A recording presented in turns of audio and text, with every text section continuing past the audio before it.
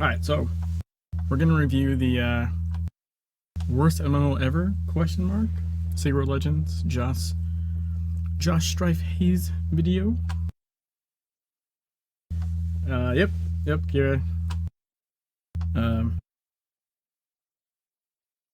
This isn't a first reaction. I've made some notes. Want to I'm gonna try to be not too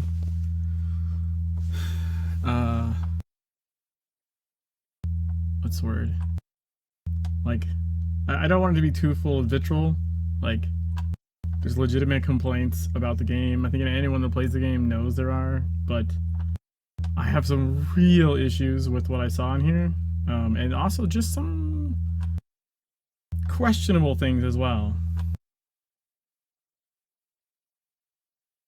See, Kira, that's what bothers me, is I've seen more than a couple people that even do currently play this game see this video and initially see kind of nothing wrong with it.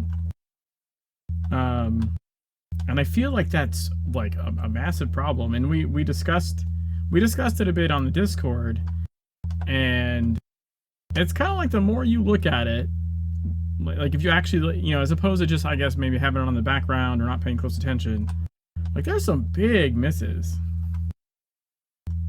Hello, good evening. Yeah, I'm doing good. All right, so let's start the video. Everyone is lying to you. The government has secrets they don't want you to know, like how the moon landings were actually filmed on a soundstage on Mars, how birds aren't real, or how they're putting chemicals in the water which are making the friggin' frogs listen to Ricky Martin. At least this is the general world feeling while playing the Secret World Legends, a modern-day MMO set within the three-way battle. I think he takes some leeway with that, but I think it's not bad. For global domination between the Illuminati, the Knights Templar, and the Cult of the Dragon with... Okay, as a dragon player, I'm a little confused how he got Cult of the Dragon. I'm just gonna throw that out there. I mean, in theory, you could call any of the factions cults, but I don't know why he specifically called the Dragon one a cult. I thought that was odd. All the factions teaming up to take down Lovecraftian-style monsters. It's an MMO about conspiracy theories, and it's got a fun few unique touches to it, like the investigation missions or the Hollow Earth transportation system, but unfortunately the actual build quality of the game itself, from the floaty and empty feeling combat to the sporadic intense lag, the many movement glitches and more random crashes than you can shake a Freemason stick at, combined... Okay, I do not understand the floaty combat aspect. He's not the only person to say it, but I've never understood that. I just don't understand it. And that could very well be on me, but I've played plenty of other MMO style games, and I just don't understand the floaty combat complaint. It doesn't, in comparison to other games of the same type, I just don't see the difference. But there was one other little part in there. Sporadic intense lag, the many move... Right, so, okay. I'm gonna point this out. This comes up, in the... Let's see if you guys can see this. I'm pretty sure. Wait, hold on. This comes up in the video elsewhere, but I'm going to point it out here as well since you're talking about it here. This right here, that means you're still downloading the game. It's a spinning icon that's constantly spinning. And if you were to mouse over it and be like, hey, what's this? It would say it's background downloading. So there's a couple other points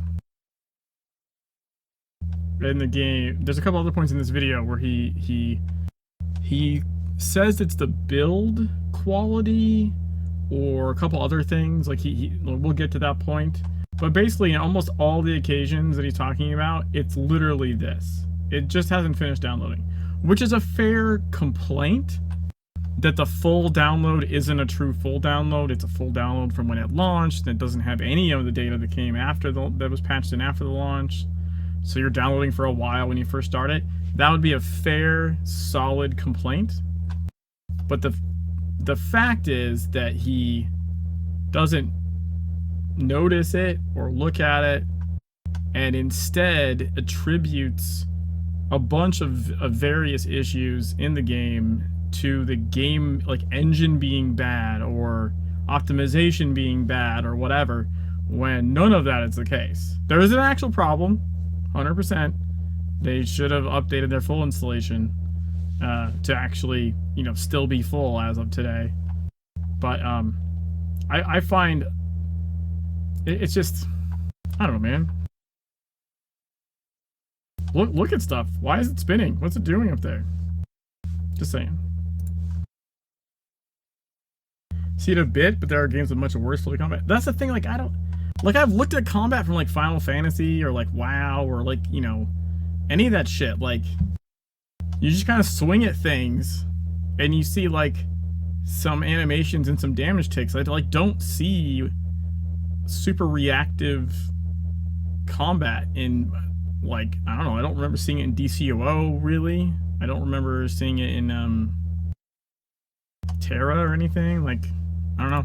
Movement glitches and more random crashes than you can shake a Freemason stick at, combined... Okay, I know I'm stopping a lot in the beginning, but I just want to get out in front of this too. Like, again, the crashes, he makes some claims about later, but they're NVIDIA crashes. They're specifically related to NVIDIA fucking with its backwards compatibility, sorry. In a 10-year-old game, because this is, even though it was relaunched as Legends with, I think, some minor engine updates potentially, like literally Dreamworld like 301 to 302 or some weird shit, like minor tweaks to the Dreamworld engine at best. It's basically a decade-old game that NVIDIA has now messed with their DirectX sections of their drivers bizarrely, repeatedly over and over, so that every few versions the backwards compatibility like works again, and then the next version they overwrite some old piece of DirectX code and it's super crashy.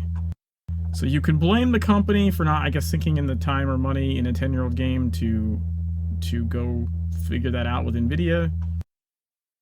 But it's a NVIDIA specific problem that you can help alleviate by going to DirectX 9. Has apparently they overwrite less of that backwards compatibility code for 9 than they do 11. But the fact that it changes every like 3 or 4 versions, it kind of in my mind, it puts a lot more of the stuff on NVIDIA. Like, if it was just permanently broken, right? Well, then you don't have a choice. Like, NVIDIA changed what they're doing, and you need to either fix it or no one with NVIDIA cards can play your game. But the fact that NVIDIA drivers every like 3 versions, all of a sudden it works again with almost no crashes at all, and then 2 versions later it crashes every 2 seconds, and then 3 more versions later it's fine again. Like, it's just, I personally find it hard to blame the company with a 10-year-old game versus the NVIDIA manufacturer that just keeps randomly overwriting bits of code and then undoing that overwriting. TSW criticized the combat. Well, TSW had tab target combat, which is, I think the fact that this is built on top of the tab target system is worth knowing, because it explains why the reticle functions some of the way it does. But anyways, we'll keep going. We're barely into this video at all. We're like less than a minute in. And with incredibly repetitive kill and fetch quests, the Secret World Legends is a Okay, what MMO doesn't have repetitive kill and fetch quests? Isn't that like every single MMO? What are you talking about? That's just how games work. What? great overall idea, poorly forced into a bland MMO model. Okay, this implies, it's so weird, blandly, like forced into an MMO model.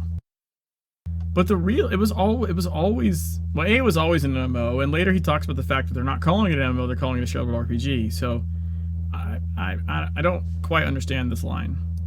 Ladies and gentlemen, welcome. I'm Josh Strife Hayes, and this is Worst MMO Ever, a series where I play every MMO game I can find in an attempt to find the worst. Drop a like on this video or sub to the channel for more MMO content. Ring the bell for all the future notifications. As usual, a massive thank you to all the supporters on Patreon and Twitch who keep the channel alive. More on how you can support at the end. For now, let's begin. Secret World Legends is on Steam, it's free, so let's give it a go. First off, this isn't The Secret World from years ago. You see, The Secret World was a dark, modern-day Lovecraftian-inspired, conspiracy-focused MMO. It had a monthly sub and a cash shop. But when it didn't do as well as they expected, they rebranded, revamped the combat system, changed the progression system, and made it free-to-play with optional monthly sub focused on solo play with the occasional team bit.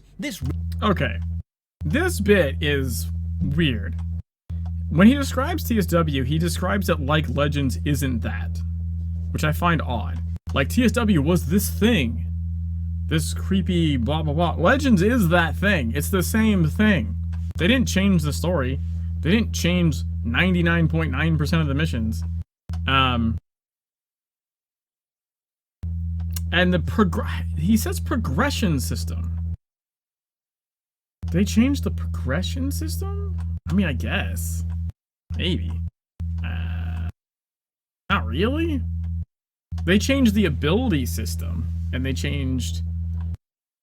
Well, yeah, I guess that is progression. We'll leave that alone. Relaunch changed the name to Secret World Legends. And because... Oh, I'm sorry, the other part I was gonna talk on. They were a submodel as the Secret World MMO. And then they went to a buy-to-play model with like DLC packs. And then they had like a subscription, like you could an optional subscription for other stuff on top of that, as well as a cash shop.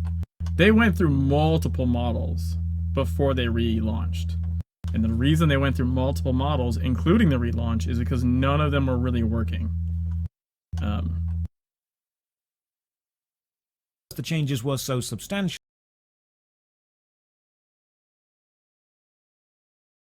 both these versions exist on different servers and your characters don't transfer over, so everyone had to start new when Legends happened. While the original Secret World servers are still online, there's nowhere to actually easily download the game. They've basically let that version die. Now, I wish they killed it off, but he's actually wrong about this, and you know, I don't know if there's an ease, like if he should know this or not, but I feel like when you're saying things as fact, maybe you should check them. You have the Secret World.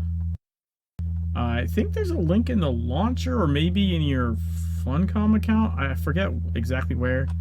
It's a config file. You literally just get a config file and replace it in your directory and run the patcher, and it patches your game to the Secret World. And then you boot into that game and log in with the account, like with your old Secret World account if you have it. And then you can change the config to the Secret World config one and patch back. It's like 1 or 2 gigs maybe to patch back and forth, something like that. It doesn't take very long in a decent internet connection at all. But that's because it's the same game. It's the same game. It's like, it's all the same assets. Like, you don't have to download anything different. You just patch it. You patch it essentially so that it connects to a different server, and it probably does some other stuff in the background. I mean, that's what it's got to be, like the gig of difference or whatever that gets patched back and forth because I've patched back and forth between them multiple times. It's not hard to do. It doesn't take long. Yeah, there's no like weird secret place to download the Secret World. You have it. You have it right now. Now, Secret World Legends actively avoids describing itself as an MMO, instead calling itself a story-driven, shared world action RPG, and I don't mind this description because that's what Guild Wars 1 is, and I love Guild Wars 1, so if they're playing to the strengths of the genre, such as build variety, story quest, and less grinding, I'll be happy. The main campaign is entirely possible to complete solo, but you can team up and take other players with you into instanced areas, so when you get to dungeons, you'll need a team. First off, the actual Actually, you can take players with you into just about anywhere. They really cut down on the solo instances in Legends. There's actually far less solo instances than there even was in TSW. Client is quite high quality. Little graphical flourishes here and there, sound effects when you... I was gonna note, I thought it was odd that he showed the screen here while showing his desktop as opposed to this being full screen.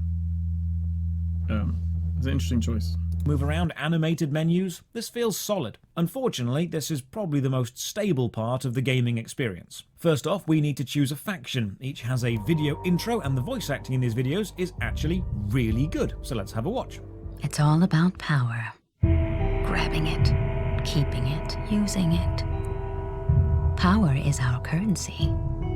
Our DNA, our god. Blackmail, treason, deceit. These are our stock in trade. We work the magic of the drunken evenings with senators and chiefs of staff. We shake down demons and negotiate with sorcerers. 동전이 아니라 Successful YouTuber, the chaos-loving dragons. I'll go with the Illuminati because as a successful YouTuber, I'm bound by my sacred oath to always support them. Character So I feel like this might have been a mistake. He loves Guild Wars 1, and yet Guild Wars 1 is another one of his worst MMO ever series.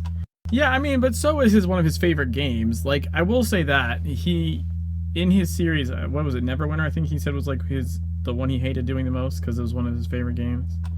So I understand the concept of the series is worst MMO ever ? It's just, and it's essentially just reviewing MMOs. But I have to say I don't like the negative bend to it. You could just review MMOs and not have that sort of more toxic element to it, in my opinion. I get that it probably gets more views or whatever because it stirs up, it stirs up people looking at it. If you call their game worst ever, they're gonna probably come see what it is, which is what it is you're saying. So I get it. I just don't care for it. My issue in particular with this video is that, yeah, exactly, it's clickbait, is that I watched like one of his other videos on a game that I played enough to talk about. I watched this video on Warframe, and I was very, like, I think I would have been maybe less upset if this was like standard, but it felt like that from watching the Warframe one, like he at least dug into the system. This is why the game is bad at showing you this and not explaining it. And then explained what it actually is. And he didn't look at like any of the systems in Secret World, like at all. And that's what really, like, it's one of his shorter, although I think he's been generally looks like maybe doing shorter and shorter ones, maybe, because some of the earlier ones were like an hour video instead of like 30 minutes. But it just feels like you're doing the game like you're doing the game and people looking to look at games a big disservice if you don't cover like basic mechanics of the game, really basic stuff, or you get it wrong. creation feels very The Sims. I'm already planning how I'm going to remove the ladder from the pool or try and set the baby on fire. Classic. I actually like that comment, and I don't mind it, mostly because like the true end game of Secret World is just cosmetics, and that's nothing he didn't look at all. Is like the dressing room, like the sheer amount of stuff in this game, and the fact that, and this is again not getting into the gear system, which he doesn't do in the video at all, is realizing that your gear has nothing to do with what you look like, and therefore you can look like whatever you want. It's whereas a lot of other games, like if you're gonna be X class or X thing, you need to wear that outfit, or if you want to wear that outfit, you're dealing with its stats, whether it's a bonus or a minus, just to look like that. So I thought that was a miss. You've got 9 to choose from, and all of them fit into the holy trinity of tank, healer, or damage dealer. They've also all got a little rating showing how difficult they are to play. Now, tanks in fantasy MMOs are obvious. You're the one with the big shield. But tanks here use shotguns and hammers. Ah yes, the tactical defensive hammer. Game start. This is just like, I feel like he's got a big issue like mentally handling a modern MMO. you see it later in some other comments in the video as well, where I think just the idea that it's modern in a modern setting, all of a sudden there's these expectations or things that you would let slide, and I think he even actually references letting it slide in a fantasy one that he has trouble letting slide just because it's a modern setting, which is kind of, I feel like that's weird in a way. That like, yeah, I'm sure there's tanks though in other MMOs that don't strictly just have a shield. Maybe they just have like a big fucking like warhammer or something. Like, I don't think every tank in every game just permanently has a shield. You're generally drawing aggro and you're big, but I don't know. I thought that was a weird take. Starts and we get an intro movie. We are lying asleep in bed while a clearly magical fly buzzes along and then crawls inside. Clearly magical bee. This part irritates me so much because this doesn't show it, but when this scene starts out, there's a close-up of that guy on the windowsill, and it doesn't look like a fly, it looks like a bee. And you could be forgiven, potentially, for missing that, you know, in the very beginning, maybe. You're like, oh, I didn't realize what it was, just looked small and like a fly to me. But the fact that you make it 8 hours into the game, which he claims he played, which also doesn't sound right to me based on where he got to, but the fact that you don't see the honeycomb legends and the bees swarming around the NOLs you spawn at, or any of the other like everything like I think you get called a bee, stuff calls you a bee in the text, like you should have realized it wasn't a fly. Even in the limited playtime, you should have gotten the fact that it was a bee theme. Inside our mouth, weird light powers begin to manifest, and then we become a human light bulb. We wake up in a nightmare, and now we're in a graveyard. Movement is standard WASD, space to jump. Mouse wheel does not zoom in or out. Doesn't. Factually incorrect. Mouse wheel does zoom in or out.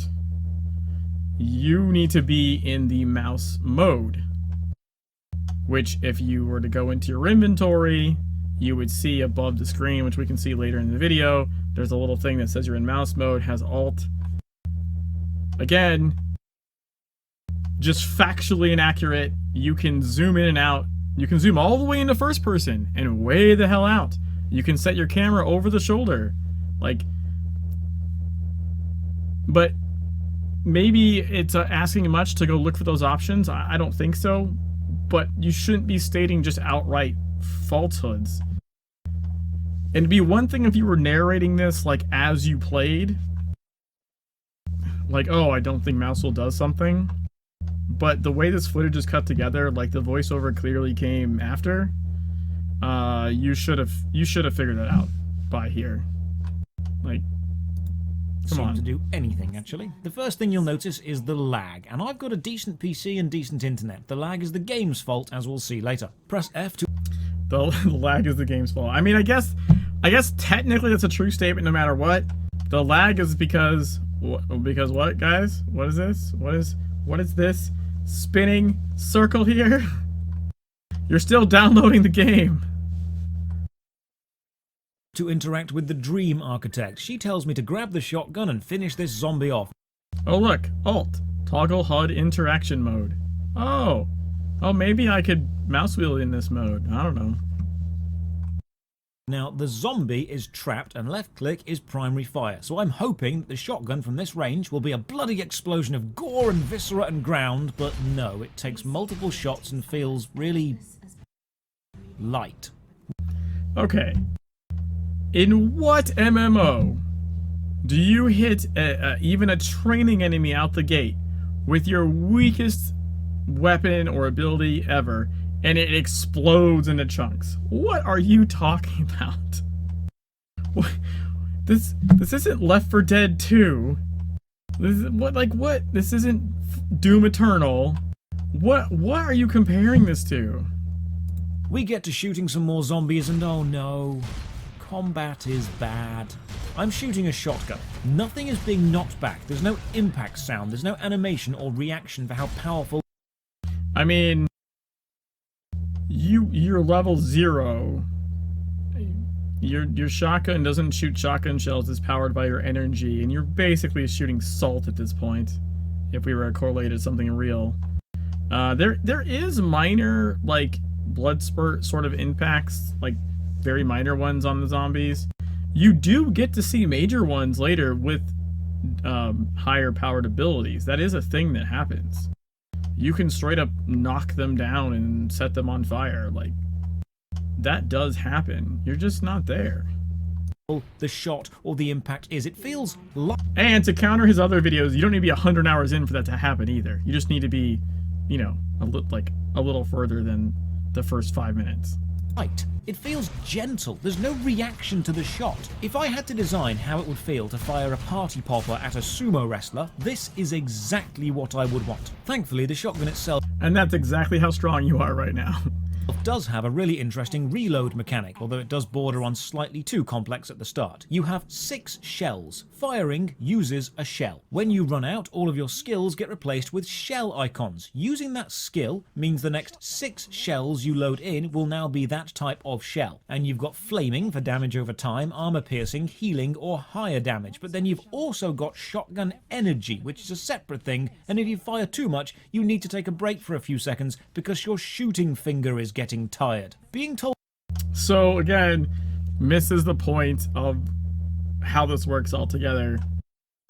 You have energy because your weapons, which I believe is explained to you even in the tutorial.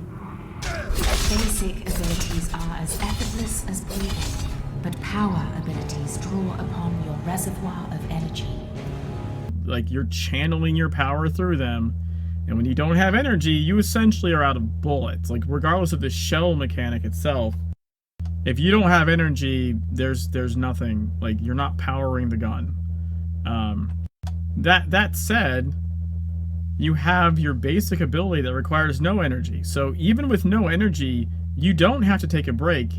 He's wrong, and I guess missed this, that with 0 energy, you can spam your shotgun still. He said you have to take a break, and that's not actually true. You just have to, fire the basic. So again, literally missed the basics, which is like a double entendre in this case, or at least a double use, of the weapon system. All he had to do was open the ability and read it. This one requires no energy.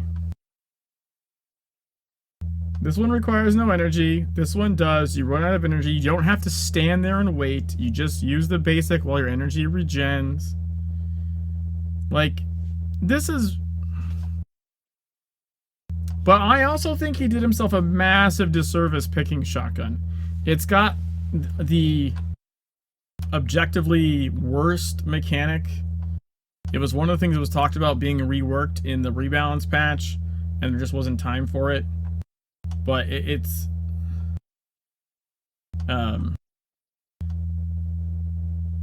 I think had he picked maybe Templar, seems more his style, and like a more fantasy, like if he had went like Chaos something, or Blood Ellie or something, I think it would have felt more in his zone, and he wouldn't have made so many weird claims that he ends up making in this video. I think the shotgun being a gun in a modern MMO really skewed the view.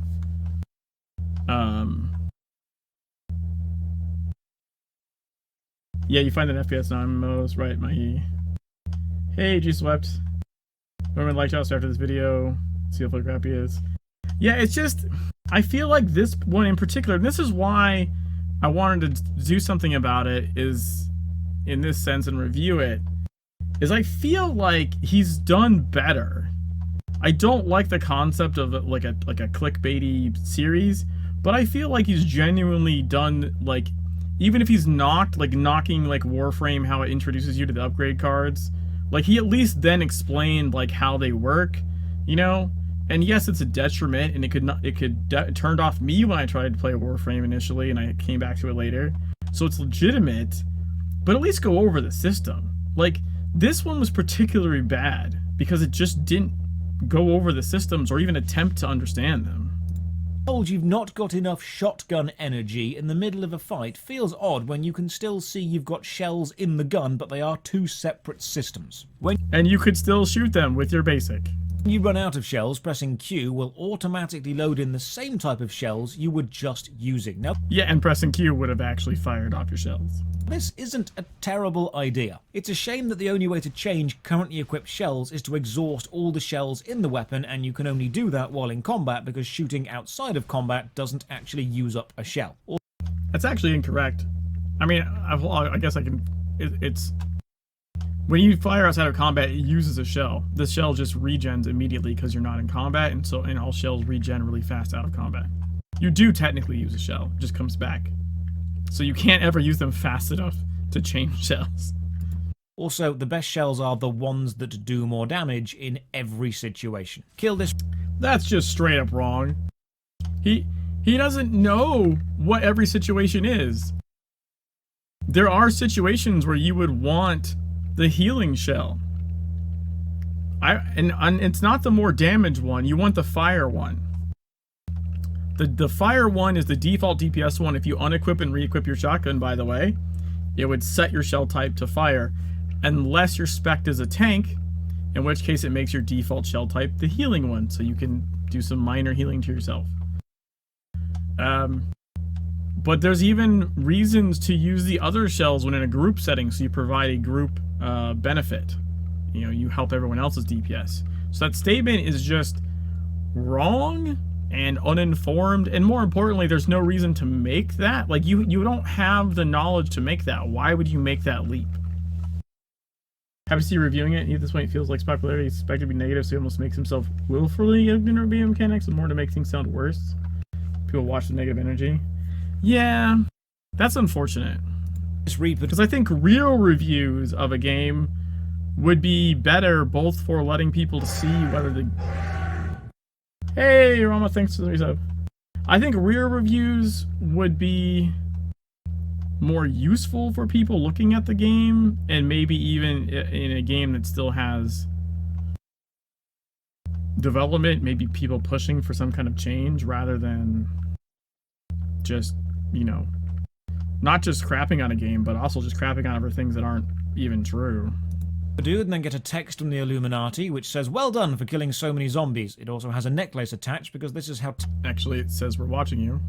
texts work. Deeper into the dream we go. I have a slight concern. This design will do what a lot of opening sections do, which is be short, concise, and fun, and then never be relevant again. And while I'm worried... He's so worried about things never being relevant again, but he never plays the game long enough for anything to be relevant again. But even in this section, it doesn't. I don't think he showed it. Yeah, he didn't show it in this clip. He like purposely cut it out, I guess, because it doesn't fit what he's saying. This section literally has a flash pop-up that shows you how to dodge. How is that not always relevant? Conveniently cut out of this video is when the Revenant shows up, right? Am I making that up? Shells is to exhaust all the shells in the weapon, and you can only do that while in combat because shooting outside of combat doesn't actually use up a shell. Also, the best shells are the ones that do more damage in every situation. Kill this Reaper dude. Nope. And get a text from the Illuminati which says, "Well done for killing so many zombies." It also has a necklace attached because this is how texts work. Deeper into the dream we go. I have a slight concern. This design will do what a lot of opening sections do, which is be short, concise, and fun, and then never be relevant again. And while I'm worrying about that, the game crashes. Okay, here's what's funny about this one. Really quick, he cut things manipulatively. Josh could have brought some people back to the game, but if you comments, a lot of people act like the game is already offline. Yeah, the comments are really bad. Even the ones that are good are mostly like, I really loved this game.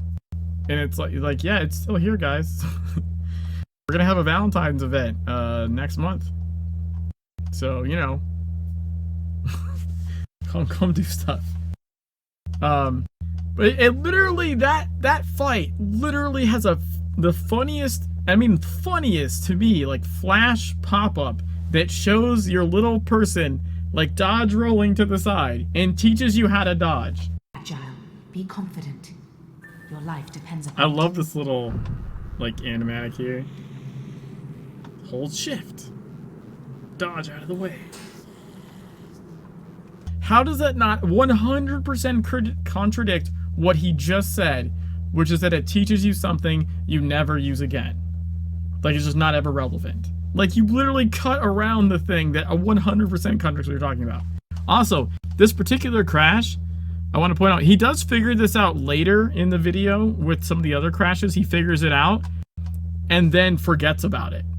But he could have just kept going. Let's see. We're gonna get there. Watch the background. Aim. Crash. These I'm using my finger. That doesn't work. These are flickering. Yes. That means the game hasn't actually crashed. The game is still running. And if you can see the lights flickering, like the in-game is still running. This is like a pseudo error that happens. And you can just click, you can literally, don't touch this box. Don't click OK, don't click the X, just click back in the game and keep playing. Like, it doesn't affect, it doesn't make it close. You can keep playing for a long time with this box there. Now, admittedly, the first time you see this, you probably just don't realize the game isn't actually stuck, and you click OK and it closes. Okay, that's fair. But later in the videos, he does accidentally figure that out. He accidentally figures out that, oh, I'm actually not crashing and keep playing, and he does. And then even later, it happens again, and you watch him click OK and close the game. And I'm like, my guy, do you not retain information? Like, what are you talking about? Like, you just figured this out, like, sometime in the span of a couple hours. Like, how did you not think to just not... I don't know, man. We'll see it later. Begin the counter. Secret World Legends is so badly optimized, it's like they don't want you to play the game. See, he says badly optimized. It's not badly optimized. It's not badly optimized. It has nothing to do with optimization at all. It literally has to do with NVIDIA. Why is my green screen freaking out? I must have pissed off the camera or something. Yeah, that's what it was. Anyways, yeah, it's not badly optimized. It's just there's a NVIDIA has been one of our people, Valmer, has done extensive research and posted on the forum a big old thing of the things to do to try and get around the crashes and minimize the stuff and what's causing them. And NVIDIA is writing code into their old DirectX parts of their drivers. And it fucks shit up when old games still try and read what was once normal parts of the DirectX code. The thing is, though, it changes every few drivers. Like, sometimes they've written into it or overwritten it enough to cause problems, and other times they haven't. So it's not like they've permanently gotten rid of backwards compatibility by overriding into those sections. Whoever the hell's in charge of their driver stuff over there, they keep like spilling code out into the old DirectX code, and then a few versions later they've like pulled it back and it's not messing up anymore, and then another few versions later they spilled back out into that section. Should Funcom probably try and do something about that? Yeah, probably. But considering every few versions it works again because NVIDIA stops messing with their backward compatibility, it's hard for me not to put a lot of the blame on NVIDIA for just not being consistent. If it consistently didn't work for anyone on NVIDIA, I think Funcom would have been forced at some point to do something. The fact that it yo-yos up and down depending on NVIDIA's driver mood, like the release mood, not the mood of the driver you have installed, but just whoever's making the latest driver, whether they overwrote into that code or not, it's just bizarre. and we'll see how bad this gets later. In the tunnels, we get a torch. While holding a torch, we can't do combat. This is the only time in my 8-hour playthrough I ever had to use a torch. Okay, I really call into question that 8 hours. We're gonna see how far he gets. It's not that far. And I was looking. I know I've played the game a billion times, but I looked at my guitar run. My first run of playing this game on an electric guitar and having to deal with all the issues of having never done that before and rebinding frequencies to a guitar and all kinds of shit. And I made it to where he makes it in this video in 4 hours. Watching every cutscene, reading every bit of text, live on stream. So I just don't think 8 hours to Dr. Bannerman's clinic is like... That seems sus. I'm saying it seems sus. You're doing something else other than playing the game in that time. Like, maybe you took a break for lunch or something. I don't know. And that's a long time past when it should have taken you. Torch. There's a tile puzzle on the floor and pictures of a tile on the walls, so I walk on that tile and yeah, I'm safe. So let's talk about puzzles. The original The Secret World made a big song and dance of its puzzles. They were complex and cryptic and sometimes required real-world knowledge to solve, which is why there's a web browser in the game itself to Google for answers. We'll look at the issues with this later. The problem is puzzles are usually fun when they need to be solved, and with every MMO being data mined the moment it releases, the novelty of puzzles lasts until the wiki is made. For you to enjoy this system, you need to have the mental strength to not just Google the answers, which is difficult in an MMO as opposed to a single-player game, because everyone else is Googling the answers and advancing and you're being left behind. I don't agree with this premise at all. And I know he's had this in other videos. It doesn't make any sense to me. First of all, you would only be left behind your group of friends, potentially, because that's just really not how Secret World works. Especially Secret World Legends, but even the first one. Like, for the most part, honestly, you play the game... Okay, yeah. You play the game primarily as single player or co-op with a friend up until level 50. Like, dungeons open up before that, but just the story mode dungeons that only take 3 players, don't require DPS tank healer stuff at all, just 3 players of any role. And most of the time you could duo or solo them even if you're halfway good. Like, they're story mode. They're meant to let people experience the story of the dungeons because this game has story in the dungeons that you want and need to experience if you like the game, as opposed to just being dungeons you crawl. So, in Secret World, that doesn't make any sense. Like, you'll get to 50 when you get to 50, and 50 is when the raid unlocks, and layers unlock, and elite dungeons unlock. Like, they're not story mode. You're gonna be the same level as everyone else when you get there. It doesn't matter. And he also acts like Google is, like, Googling for answers is heroin or something. Like, that was really strange to me. Like, oh, I gotta resist the urge to Google this answer. Jesus. Someone give me a blanket. Like, what the hell? Like, that was so, like, over the top. It's so bizarre. And single player games have fuck tons of guides. And yes, you're not progressing against other people necessarily in a single player game, except unless your friend's playing it too. The power of Google compels you. Like, it doesn't make sense. I don't think it makes sense in general. I think it's sort of like a straw man, like a made up boogeyman thing that's not really real.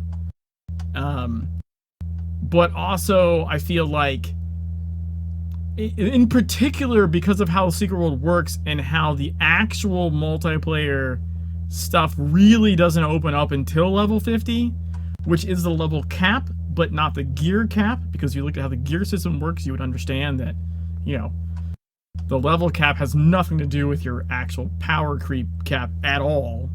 It's just level 50, and now you're good to go. You can do stuff with other people, or with larger groups of other people, I should say. Yeah, the whole premise I think is flawed in general, but deeply flawed when used on Secret World. It doesn't make any sense.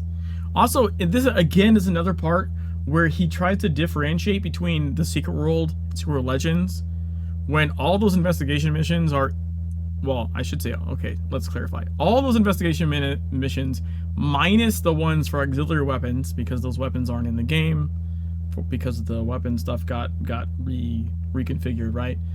And we don't have aux weapons, so those aux weapon missions are. Aside from the aux weapon missions, if any of those were investigation, which I think one or two were, every investigation mission other than those is in the game in the same form, except for the very first one, because it's trying to ease free-to-play players into the concept for very good reason. Everything is so dramatic. Think about his main thing is talking condescending while holding a big mug. Yeah, I noted that. I really haven't seen much of his stuff. I think I saw like Asmongold react to like one of his videos, and that's how I saw something. And I might have saw something on New World, which he did a thing on New World, and that video had like way more like of like the crafting and, you know, the gear and all that stuff. He didn't go into any of this game's systems at all. It's really depressing. This is the exact issue I discussed in my Have Guides Ruined MMO Games video, link in the description. Solve the puzzle and the game crashes again. That's 2. Next puzzle is 3 icons above a door, let's see. Discussed in my Have Guides Ruined MMO Is Games the game still video, running? link in the description. Solve the puzzle and the game crashes again. That one's hard to tell. That's 2. Next No, actually the light was flickering.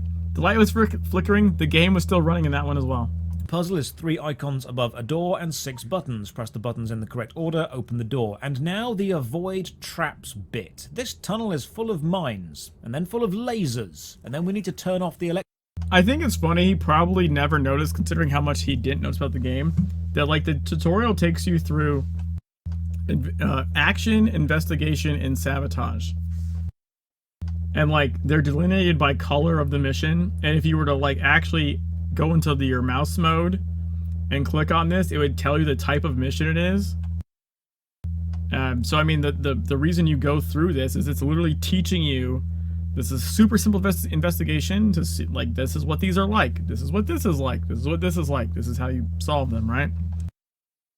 electric current to this water. And now a very nice touch, this section teaches us to avoid enemies' line of sight. And to kill this hulking beast, we have to turn the electricity for this water back on, which is a mirror of what we did in the previous room. That's quite smart design. Then we check the enemy corpse and see the serial number 3691, and this is the exact number you need to open the door to outside, which is really clever if you don't think about it too much, because if you do, it makes no sense. We arrive. Well, I mean, I think he might have forgotten he's still in a dream. It doesn't actually have to make sense. Which you might consider a cop-out or whatever, but I mean, it is a dream. You're in a dream. It's a dream that's trying to teach you things. It literally doesn't have to make sense. It's got dream logic. Arrive in the Not city to mention streets. tutorial The logic. three main factions are arguing over something, probably who dresses up the coolest, and then a massive 20-story tall tentacled creature bursts out from underground and we run into attack. What an awesome set piece. I really hope this battle goes on and has phases and has changes, and we can see the creature getting weaker, and maybe the environment gets involved, and oh no, it's a planned loss.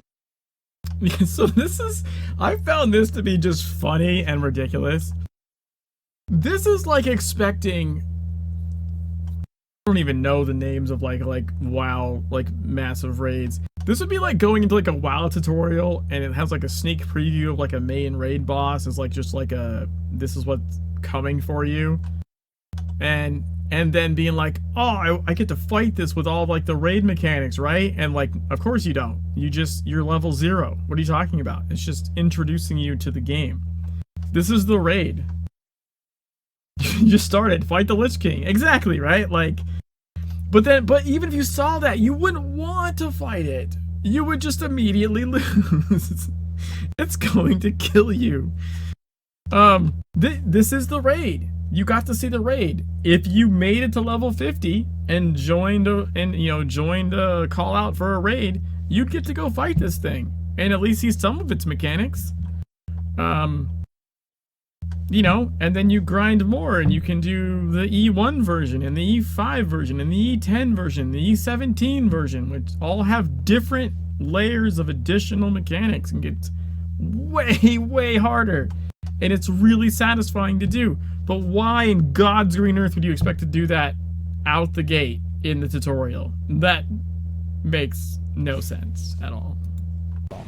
So the awesome thing stops, the screen fades to black, we come back to our apartment, and then some random dude bursts in. He says we are Super Special Magic Awesome and we should join his Super Special Magic Awesome Club. He hands us a business card and walks off, so we go and hunt down the Super Special Magic Awesome Club. Now in fantasy games, the villagers probably don't pay too much attention to the people walking around with swords, but in a... Okay, this is where I feel like the modern thing just threw his head out the window. Because, as far as I know, in most games with NPCs, like non-combat areas, you can swing your sword around all you want, and they're not gonna freak out about it. You can't kill them. They're not gonna freak out because you're swinging your sword at them.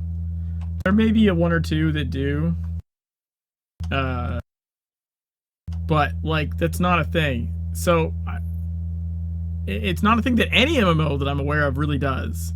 I mean, I know like in Dark Souls I've accidentally killed NPCs before and it really sucks because I just hit the wrong button and accidentally sliced a sword through them.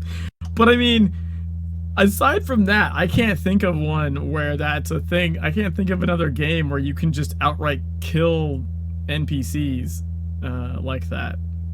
Not, especially out of this type. I genuinely... Not even MMO, not even New World.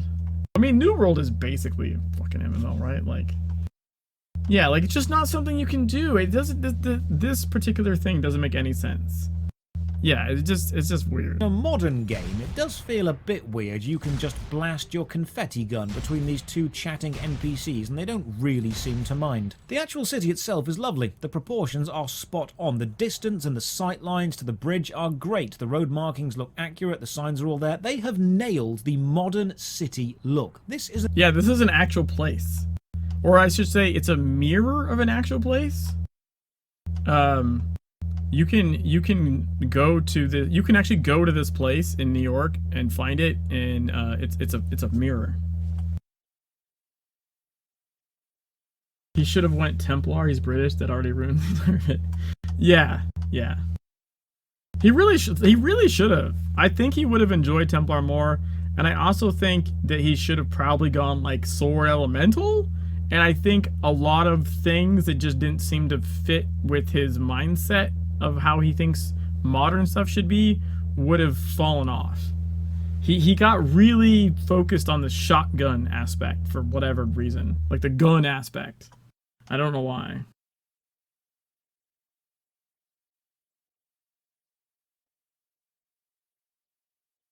Only TSW and SW videos on YouTube worth watching, the two by Cervantes. Are you saying none of my videos are worth watching, kittens? Because that's kind of messed up. Like you said, ESO you can, but the game is a whole stealthy mechanic. Well, yeah, but that that's like Skyrim, right? Like Skyrim, you can fucking, you can assault NPCs and stuff. But that's a different thing altogether. I mean, I guess ESO might be a fair. I played ESO for a bit. I don't remember assaulting NPCs, but maybe I just didn't do it. Oh, kittens, you meant reviews, okay. It's an enjoyable place to walk around. Unfortunately, as we'll see for the rest of the game, the environments remain great, they're just held back by the gameplay. We head inside this laundromat and meet our conspiracy contact, and I'm gonna say it's held back by the way you play the game and not the gameplay. Amalgamation of every conspiracy stereotype all rolled into one. Let's just enjoy his rantings. Nah. Too much visibility on the street. They're listening. They're always listening. That's why I keep the dryers running 24/7. They bug my phones, read my mail. They have this place on CCTV. The Illuminati. I know you know. And they know I know. You know? They've been conditioning us in every kind of media for years, okay? Example? Pac-Man.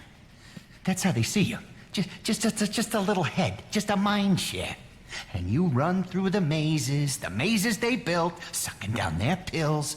He tells us he's being spied on by tiny hidden cameras, and if we follow the cameras, we'll find the Illuminati's hideout. So we do that, and the camera is a massive security camera pointed directly at his desk. We daisy chain our... Yeah, Screen's not the most observant. Although, to be fair, that could be his security camera that they're just tapped into.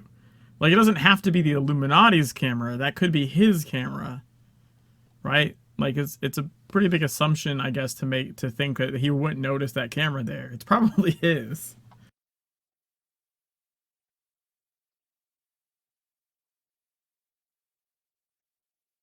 Yeah, and Screed's dialogue is great. I mean, he really shits on a lot of it. Like, what's weird is there's a couple of places where he compliments the dialogue, but then he likes to, like, crap on it about some of it as well. It's coming up, I think. He craps on Geary Hardcore and not just, like, it's not just wrong that he does it. It's the things he says that don't make any sense, like, for that character. Our way through the city following the direction of the cameras, which leads us into the sewer, and then we follow the graffiti of pointing hands, because if there's one thing secret societies love, it's marking their secret hideouts with very obvious signs. I mean, honestly, the hobo code says that that's true. They just, no one else knows what those signs mean, but they mark them. Although I'll give him the hand on. The hand is probably a little bit over the top. Environmental design and ambience is again great. There is nothing wrong with how the game looks or feels or... He likes Final Fantasy, so what the fuck does he know about dialogue? Yeah, I couldn't get in. I've watched people play Final Fantasy. It looked like it might. I thought about it a few times. Like, I've seen it, I just can't. Honestly, Secret World has spoiled me for a lot of games where I just look at them and the writing and the dialogue isn't up to the same level. And it's very hard for me to, like, get over that. Like, the game mechanics might be great, but I just have a problem finding a reason to do stuff when the reason to do stuff isn't well done, or the I don't want to follow the story because the story just doesn't seem good, I guess. Sounds. It's fun to explore. The problems are in the build stability and the impact of combat. I have a quick play around with the UI, find the in-game web browser. I do not understand the focus on the in-game web browser. You have a browser. Just go use it. I feel like maybe someone thinks that the sites that you look up in-game, you can't look up on a regular browser or something. That's my best guess, is that people think that you can't look up, you know, like a roachygroup.com on a real browser or something, which isn't true. It's most likely intentionally trying to find problems with the game complain about. I mean, here's the thing about that web browser. That web browser is 10 years old, baked into the engine. Web browser tech and just security, like the TLS stuff, has changed in the last year. As a IT director of a company for 20 plus years now, like, I'm telling you, we've had to change massive things in just the last year because of the change in the TLS security that's going on. It's not surprising that a 10-year-old Chromium browser baked into a game isn't working properly. Like, just tab out and use a browser. What the hell?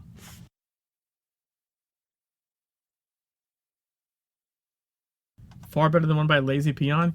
Is Lazy Peon, Kittens, is that the one that was like Death of a Game? Because if that's what that is, then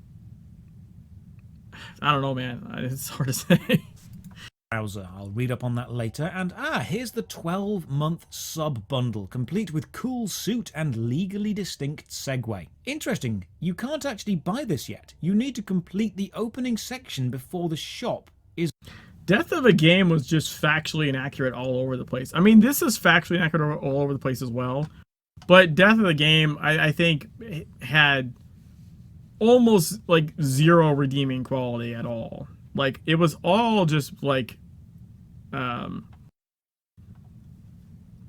not like literally I think 90% of it was just not true, and a bunch of it was just sourced from like literal forum trolls. Like, that was the source. It was so bad. It almost like wasn't worth responding to. It was literally just like, oh, that's just trash. Is open to you. I respect that. It's a brave move to force the player to experience your buggy, crash-heavy, surviving on life support game before asking them for money, but I respect that you did it. 30 days of VIP will cost you $9.99. You'll get experience boosts and extra keys for the dungeons and raids, so it's a limited dungeon or raiding system unless you pay for more. Oh. Not true. Again, he just straight up faults you. I mean, is it a lie if you're not intentionally doing it? You've uttered a falsehood, sir. The keys are for patron chests. They give you patron extra loot. You can do dungeons as much as you want, and layered as much in you as you want, and everyone is on the same raid cooldowns. You get a patron key a day to open a special patron loot box with special patron rewards. Mostly like cosmetics or little bumps. Misinformed? Ignorance? It's just, yeah. But I mean, that's a dangerous, like, you should try and find, like, you should vet that before you say it, right? Because that's, like, massively wrong. Someone might see this and go like, oh, limited, like, I can only run, you know, I have to be patron and even then I get 1 key a day. Like, you would, if you took that at face value, you'd be like, what the fuck? Not playing this game. You know what I mean? Like, it's so beyond the pale wrong, factually wrong, that it's, yeah, I mean, at what point can you not plead ignorance anymore? Right, you know, like you should just not, you shouldn't say that. You're making an assumption, a very inaccurate one. And also, when you see 1 key a day, you really think that, like, you have to be a patron to do a dungeon a day, and like you can't do any a day if you're not a patron? That's a weird thing to jump to.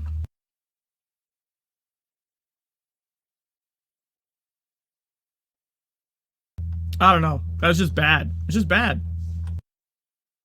Also, the biggest thing here is the free daily cash key. And like, of all the things that you would think you would go over in a review like this, he doesn't go over the loot box system at all. The fact that caches drop in the world, that you can vendor them if you don't want to open them as shards that you can use to upgrade your gear.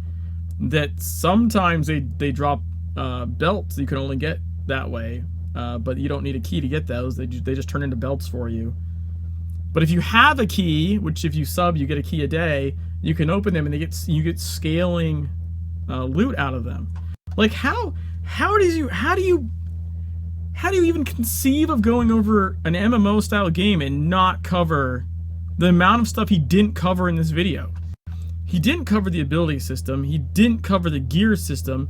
He didn't cover the fucking loot box system. Like, what the hell are you even looking at? He basically just complained about the shotgun and the fact that he was lagging because he was downloading the game the whole time and crashing. Fair, but like, he didn't do a whole lot. Okay. Eventually, we find the Illuminati headquarters. We run in, get knocked out and dragged off to some crazy doctor and then experimented upon. Again, the writers have tried to cram every conspiracy theory they can into every bit of dialogue. None of them actually matter for the gameplay or the puzzle element. Man, you're playing Illuminati. Of course they planned all the crammed all the conspiracy shit in. It's the Illuminati. What are you talking about? If you had played the Templar or the Dragon, you would have not gotten this spiel. You got this because you chose to play the King Kong of conspiracy stuff. Like, what are you talking about? It's not mechanical, it's just referential. It's an endless march of, hey, have you heard about, and then just the Wikipedia list of conspiracies. The scientist tells us we are super special, magic, awesome, and he's going to unlock our powers by putting us into a dream state. A sort of, as the game actually describes it, role-play game. So we wake up in the body... Yeah, this faction describes it like that. The other factions don't. I don't recall if you actually... I think you know that you're just accessing the memory differently. You're replaying a memory. And his conclusions here are weird as well. Of some lady trapped in the Tokyo subway. It's a meeting of the important Illuminati and Templar people, and whoever made the design... Dude, slighted the dragon in meeting of the important Illuminati and Templar people and doesn't mention the dragon right there. Wow. Wow, hardcore snubbed. Decision to put white text with no edging directly on the top UI layer with no block color behind it so it blends into the game environment needs to take a serious look at their graphic design decisions. This is... Okay, I will say it's fair over the grading. The white text has like a black like shadow on it that makes it like, you know, you can see it here. Like there is like a blackish sort of border or drop shadow or something. It stands out from the background. But I will agree with this assessment on the grate. It's really hard to read on the grate. You'll notice when he turned over to the wall, it was fine. When that stuff shows up on the grate, it's really like makes your eyes bleed. Awful to try and read. We're told how to buy abilities and taken step by step through that process. And this is the most we see of the ability system at all in this whole video right here. Says mobile game style. We're now told that... What does he talk about mobile game style? I don't understand that reference at all. Rage builds when we attack or are attacked, and we can now swing the hammer with more power. So we fight our way through the subway with an AI team, and the hammer feels even less impactful than the shotgun. Combat is also extremely inconsistent. You can fire the shotgun whenever you want, but your range is limited and your spread hitbox doesn't seem to match up to the spread graphic. But you can only swing your melee weapon when you're close enough to an enemy and locked on. The swing animation only happens when you are guaranteed to hit, not when you press the button. So you can be spam clicking and doing nothing, and then you'll randomly swing once an enemy runs in front of you. There's a real disconnect between... The amount of stuff he misunderstood on the basic weapon stuff is just mind-boggling. It does nothing to do with shotgun or hammer. Well, okay, it's not entirely true. If you're melee, you can't hit something out of range. But the big thing that's across any weapon, regardless of melee or ranged, is you have single target abilities and AoE abilities, and all the shotgun abilities you have slotted right now are AoE, which is why they let you fire whether you have a target or not. Even if you're not going to hit, it doesn't care. Waste your ammo. It's an AoE ability.Maybe it'll hit something in your area of effect. Maybe it won't. The single target ability, whether shotgun or hammer, won't let itself be used unless you have a valid target in range to, like, it needs a target. And I think this might actually be a holdover from the tab target system. But essentially, yes, you can't swing your hammer with a single target ability unless there's a target. And that target, to be a valid target, has to be in range. But it doesn't mean you're guaranteed a hit. It just means that the weapon will swing. Hit rating is a completely different thing. You can swing and the game can say like you glanced or they evaded. Like you can miss, but the ability is not going to fire unless it meets the correct criteria to fire. And also, if he had read any of the abilities at all for 2 seconds, he would have noted single target AoE and not came up with whatever the hell bullshit he came up with on the fly.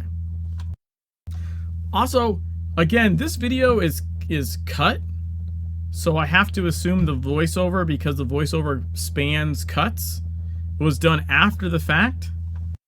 So it's not like you could say, well, that's what he thought when he played this section, and then, you know, maybe he learned better later on. Like, based on the fact that he seemingly records the voice over the top of all the content at once. At least that's what it seems like. I would say, like, you should know better. You should have known better before now, because when you got the abilities, you should have freaking looked at them like a normal person would, to see what they actually do and how they work. But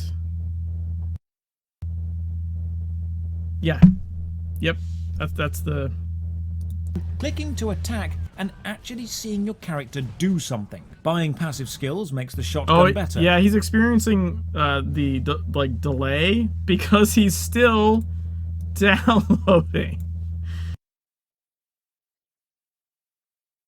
There's a lot of passive skills, not sure how buying upgrades works while I'm technically in a dream of someone else, but the plot does take a bit of a downward turn from here. Fighting. He literally only ever buys the stuff the tutorial makes him.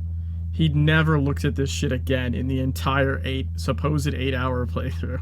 Mini boss, they drop a healing item. We can equip it and use it with C. There's a 30-second cooldown. I like this mechanic of having a rechargeable healing item. It means you can rely on others for dangerous fights, but yourself in any solo adventures. Take on a boss, and look, the problem with dream levels is, while I can appreciate the mechanics of the game, I don't have any emotional attachment to this event. It's already happened. It wasn't me involved. My actions here won't change anything. Nothing needs this to be me. It's the "and then they woke up and it was all a dream" ending, but we know it's going to end that way. This is a real narrative risk this early in a game. Yeah, this is the most bizarre conclusion I have ever heard for this stuff. Based on the fact that he said you wake up and it's just a dream, means he has failed to understand that it's not a dream. You are replaying someone's memory through whatever process you want to call it, right? Whether you're having a vision of it or whatever, it's someone else's memory. You are living the story that happened. When you wake up, this still happened in the past to that person. You are literally learning about the history of the game, about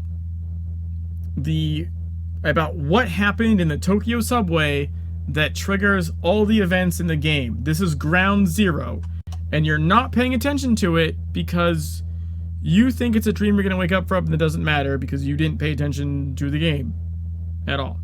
And also, this is not new. This is not a new trope. How many games have you played where, like, you all of a sudden switch to a different character and, like, play from their perspective for a little while in the game? Or, you know, there's like a flashback sequence and you play through the flashback sequence as opposed to just passively watching it. Like, that's fairly common across multiple genres of games. I don't think it's a risk at all. I think it's pretty normal. Like, that's just a made up thing. I don't understand that statement. And it's not even like he's really like assaulting the game there. He like says it's a risk. But he does say he's not invested or whatever, but it just doesn't make sense. It doesn't make sense with any of the library of games that I've played that have you play as a secondary character to see their viewpoint, or it's a flashback to you know, so you see that part of the story happen, but you get to play it. Like, that's super common. Game. You're taking the character a player hasn't had time to connect with and placing them into another character the player is also not connected with. It's two steps of dissonance. You're making the player experience an event they don't have context for through the eyes of a character they have not related to. We kill the boss, and then we're in space. It's called learning about them. Why not? And then the game crashes. I feel bad he crashed there, but, like, again, he's not paying attention to what's going on. And also, I think if you were any kind of, like, Lovecraftian fan, which is probably half the reason you'd pick up the game, you would be like, oh shit, reality's broken, and that's like the other dimension. It's like in the Hellboy movie when the tentacle comes through and he gets pulled into the other dimension with the other floating giant gods. Like, you would see that and be like, holy shit, reality's broken, the elder shit's breaking through, we're fucked. Like, that's the normal reaction for someone with any experience of Lovecraftian stuff, I think. Which is a pretty big draw to most people that want to try the game. So, and just that conclusion of like, he said it's space, which, I mean, I guess technically might be true, but it's not like it's like, oh, there's the moon. That's like a different fucking reality. Blew my mind when I got in TSW beta and I first saw it. That's called foreshadowing. Why don't I know everything immediately? Yeah, it's really strange.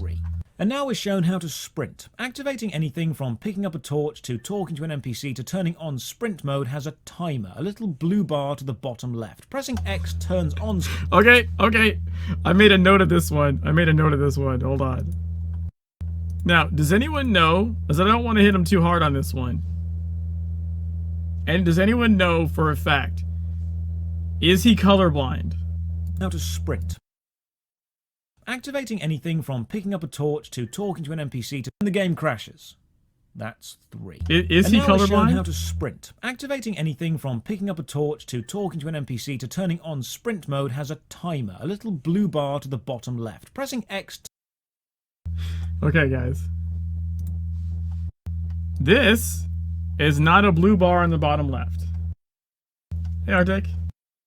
This is a yellow bar on the bottom left. This is what he's talking about. He says blue bar on the bottom left. This is a yellow bar. So, you know, that's pretty weird. I feel like maybe he was looking at this blue bar when he said this. You know what I mean? Like,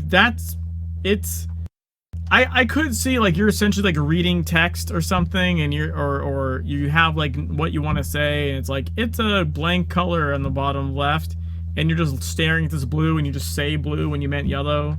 Like, that's my best guess. But the thing is, like, this blue bar is actually important too, which I don't think he ever goes over. This blue bar is your dodge recovery bar. So, like, when you dodge, you can't dodge again until that comes back. So I thought that one in particular, when I was watching the video the first time, was like odd. I mean, if you look in the lower left, you see the sprinting, like, you know what he's talking about, but it's just weird. I feel nitpicky even saying it, but you need to wait for it to activate. While sprinting, you move very, very slightly faster. Why do you need a charge up time? Okay. While sprinting, you move slightly faster because you have Sprint 1, my guy. And you never bothered to open the sprint window to see what level of sprints are available to get. The fact that there are sprint mounts that you can get. The fact that the pet window is adjacent to it. Again, the amount of stuff he did not look at in this game is staggering. Staggering. Like, even if you couldn't use them, you could have opened the sprint window and looked at the different levels available to be purchased, meaning you know you can get to go faster, and the sprint mounts that change how, you know, what you're riding on or what you look like, or you know what I mean? Like, what? Time to sprint. Just start sprinting. I think this highlights one of my main issues with Secret World Legends. There's delays on everything. You attack a little bit after you click. You dodge a split second after you press dodge. His whole rant here, by the way, is entirely because he's still downloading. Like, that's not how the game functions once it's fully downloaded. There isn't, like, it's not like all of us are playing with, like, half-second delays and we just are, like, you know, people in space that have learned to live with radio delay and just sort of like go like this for like a second in between transmission. You know what I mean? Like, we're not all just like off by like a half second or something. It's didn't even download the first game. Okay, to be fair, and I talked about this already, but to be fair, if you click full download, you'll still get this. Because the full download is the full download of the game from 2017 and not anything that was added in since then. Which is quite a lot of stuff, honestly, since the actual launch. I mean, the actual launch didn't include, like, what, the raid or like, Tokyo. You know what I mean? So, like, and obviously not South Africa. And so, like, if you were there at launch and then you just kept going, like, you wouldn't really see this. But if you download the game brand new today and do full download, you're still gonna have this for a little while. It's gonna happen, and it's unfortunate. I think they tried to patch the Steam launcher once to like sort of make the Steam full download like bigger or like include more, and what happened was it wiped everyone's install because of the way Steam works or something. Like, it invalidated all the data of your install, and so everyone that had a Steam client ended up re-downloading the entire game again instead of just patching what you already had when they tried to update the full install part on Steam. So I'm pretty sure that's why they've never done it again since, is because if they were to do that, literally everyone on Steam that has the game would end up full downloading the game again, like all goddamn 40 gigs or whatever. So it's just kind of a shitty situation, and unfortunately, like, every time I see a new person that complains about like the game lagging, especially when they hit a Gartha, I'm like, look, you see that spinning icon? You're still downloading. As soon as you're done, it'll be fine. It sucks. You know, it's a fair criticism of the game, but the abilities don't lag permanently. Like the game doesn't play that way once it's actually done. Okay, like, it's fair. Like, 100% criticisms are fair of the game, of the current situation it's in. But this idea that like the whole game permanently functions on like half-second delay for everything you do is not accurate at all. You need to charge up your sprint and wait for it to start sprinting. Your reload shows up on the UI before it's actually usable. When you load into a new area, your mouse and keyboard don't respond for a few seconds while the area prepares. There are... It's kind of because he was downloading the area. Like, so... You know what else is funny? Is, I know you have the spinning icon, and maybe you don't think to, like, you know, go mouse over it and see that it says you're downloading, right? I don't know how you would see a permanently spinning thing nonstop for 8 hours and never look at it, but I digress. When you change playfields, you have a loading screen that will tell you in the upper corner in text, downloading missing data. Like, not just an icon you have to mouse over to see it, but it'll straight up tell you on the loading screens that it's downloading data. So many small moments of delayed input recognition. They all add up, and they make the game as a whole feel that it's lagging behind you as a player. I say hello to the general chat. There are no replies. Steam tells me there are 40... Okay, so general chat, he would have been talking to whoever happened to be in that instance of New York, because general chat is not global. General chat is just to your zone. Maybe even to the other copies of New York, because it's an instance game. He also doesn't apparently ever look into like how the game is set up, because it's the reason it's not an MMO, which he says later.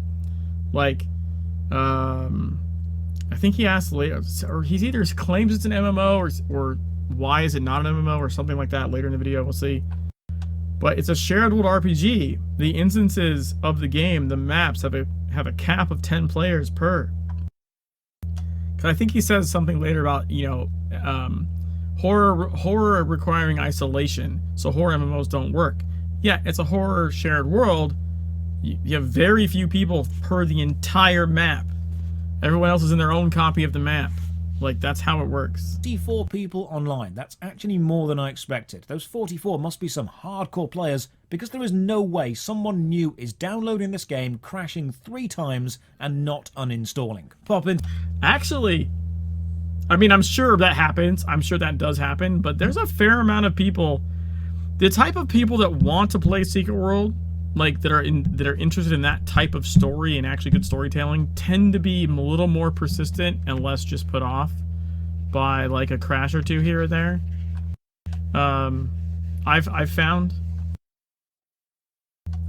they tend to be a little bit older, and they tend to be a little bit more persistent than you know, maybe a younger, impatient person. Like, if it's something they want to experience or check out, they'll persist. But it's a fair criticism. Into this test chamber, get given a cell phone and shown the text message icon will pop up whenever our Illuminati handler wants to talk to us.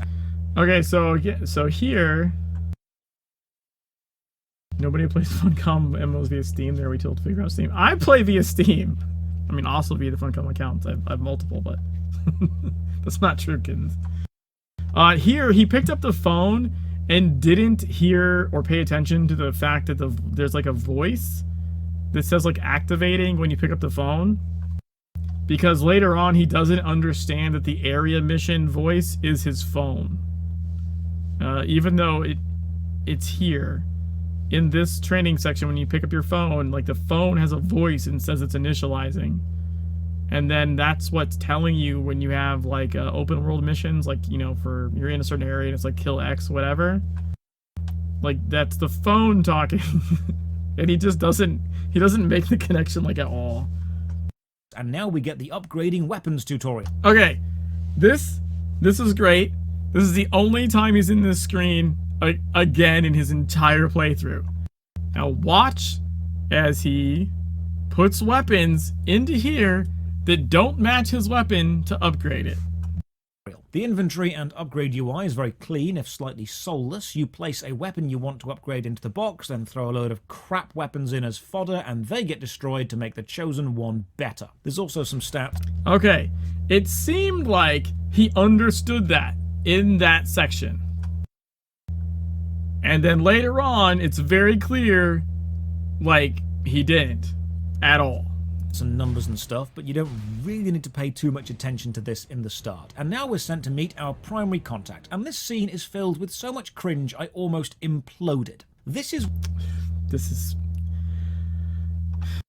the wailing and gnashing of teeth of the Geary fans is going to be epic. What an out-of-touch writer thinks a cool, hip-hopping, happening, crazy cat would talk like. I had to endure this scene. How does Kirsten Geary talk like a hip, happening cat? Like, what are you talking about? So you do too. I fucking love old school hip-hop, don't you? Projecting indecision is a big no-no. Always smile. But this isn't another test. We don't do probation. You're either in or you're out. The Illuminati are very achievement-focused. It's like Xbox, only everything is hardcore. The ethic I really want to instill in you is to aim high and achieve even higher. It's not just in your best interest, it reflects on me, too, and that is super important. Make me look bad, I'll mount your head on my wall as an object lesson to the next fuck-up. God, it is so cute when you new guys think I'm kidding. Solomon Island.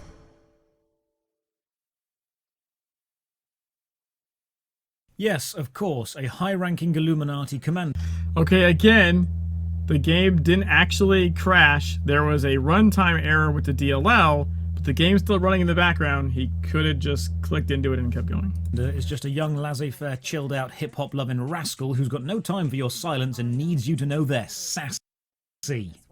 Okay. Laissez-faire means a policy or attitude of letting things take their own course without interfering. What part of Kirsten Geary is laissez-faire? Letting things take their own course without interfering. How in what? How does that describe this character at all? She's not chilled out. I don't know where the word how rascal applies to what we just saw. And sassy? Like sassy? She is. I think he also says like she what does he say? I should have joined the Templars. Now He here's a should real put it at some conspiracy. point. I've had the pop-up notification. He says something. Hold on. They're sassy. It is so cute when you new guys think I'm kidding. Solomon Island.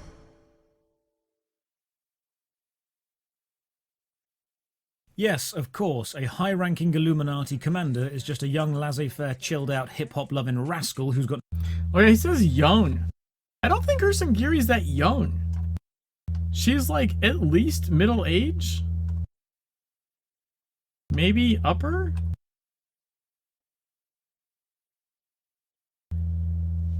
This makes me so angry. The dialogue in this game is so unique and not gonna get her. Nobody wants to join the dragon? I'm dragon. Hey, way too bad. No, this guy has a series called Worst MMO Ever ? And then he just, you know, plays all kinds of different games and sort of... It's kind of like a review, except... and it leaves with, like, the question, I guess. Is this the worst one? It's honestly, it's clickbait. It's clickbait, and it's... And, this one is, I think... The problem I have, like, more than in general, is that it's really bad. As in, like, he didn't explore any of the game systems. That's much worse than a lot of his other videos where he actually explored systems in the game and talked good or bad about them.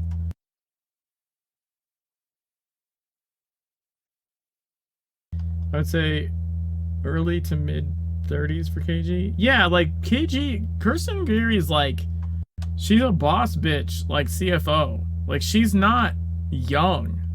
She's not like a 20-something. I never got that impression. I think I mean I'm fairly certain, you know, you don't get to be where she is in the Illuminati without, and even if she is young, she's young because she's like fucking chopped up some people, you know what I mean, and fed him to a werewolf or something. It's a filler video, quick and dirty, nobody notices shit. That was kind of the impression I got. But no time for your silence and needs you to know they're sassy. I should have joined the Templars. Now here's a real conspiracy. I've had the pop-up notification to tell me the program has crashed again, but if I ignore it, the game seems to carry on working. Sort of like a Schrodinger's crash. I'm going to deal with this the same way I deal with most problems in life. I'm going to ignore it and hope it kind of fixes itself. We're sent... Okay, so he figures it out in this part of the game, right? It's, by the way, it's the same error the whole time. I think the only actual NVIDIA crash to desktop he might get is the last one, but I heard that one actually might have just been a joke.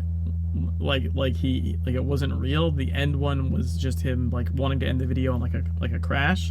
So like all his crashes were the run DLL that he could have just ignored had he known that and not clicked the OK button.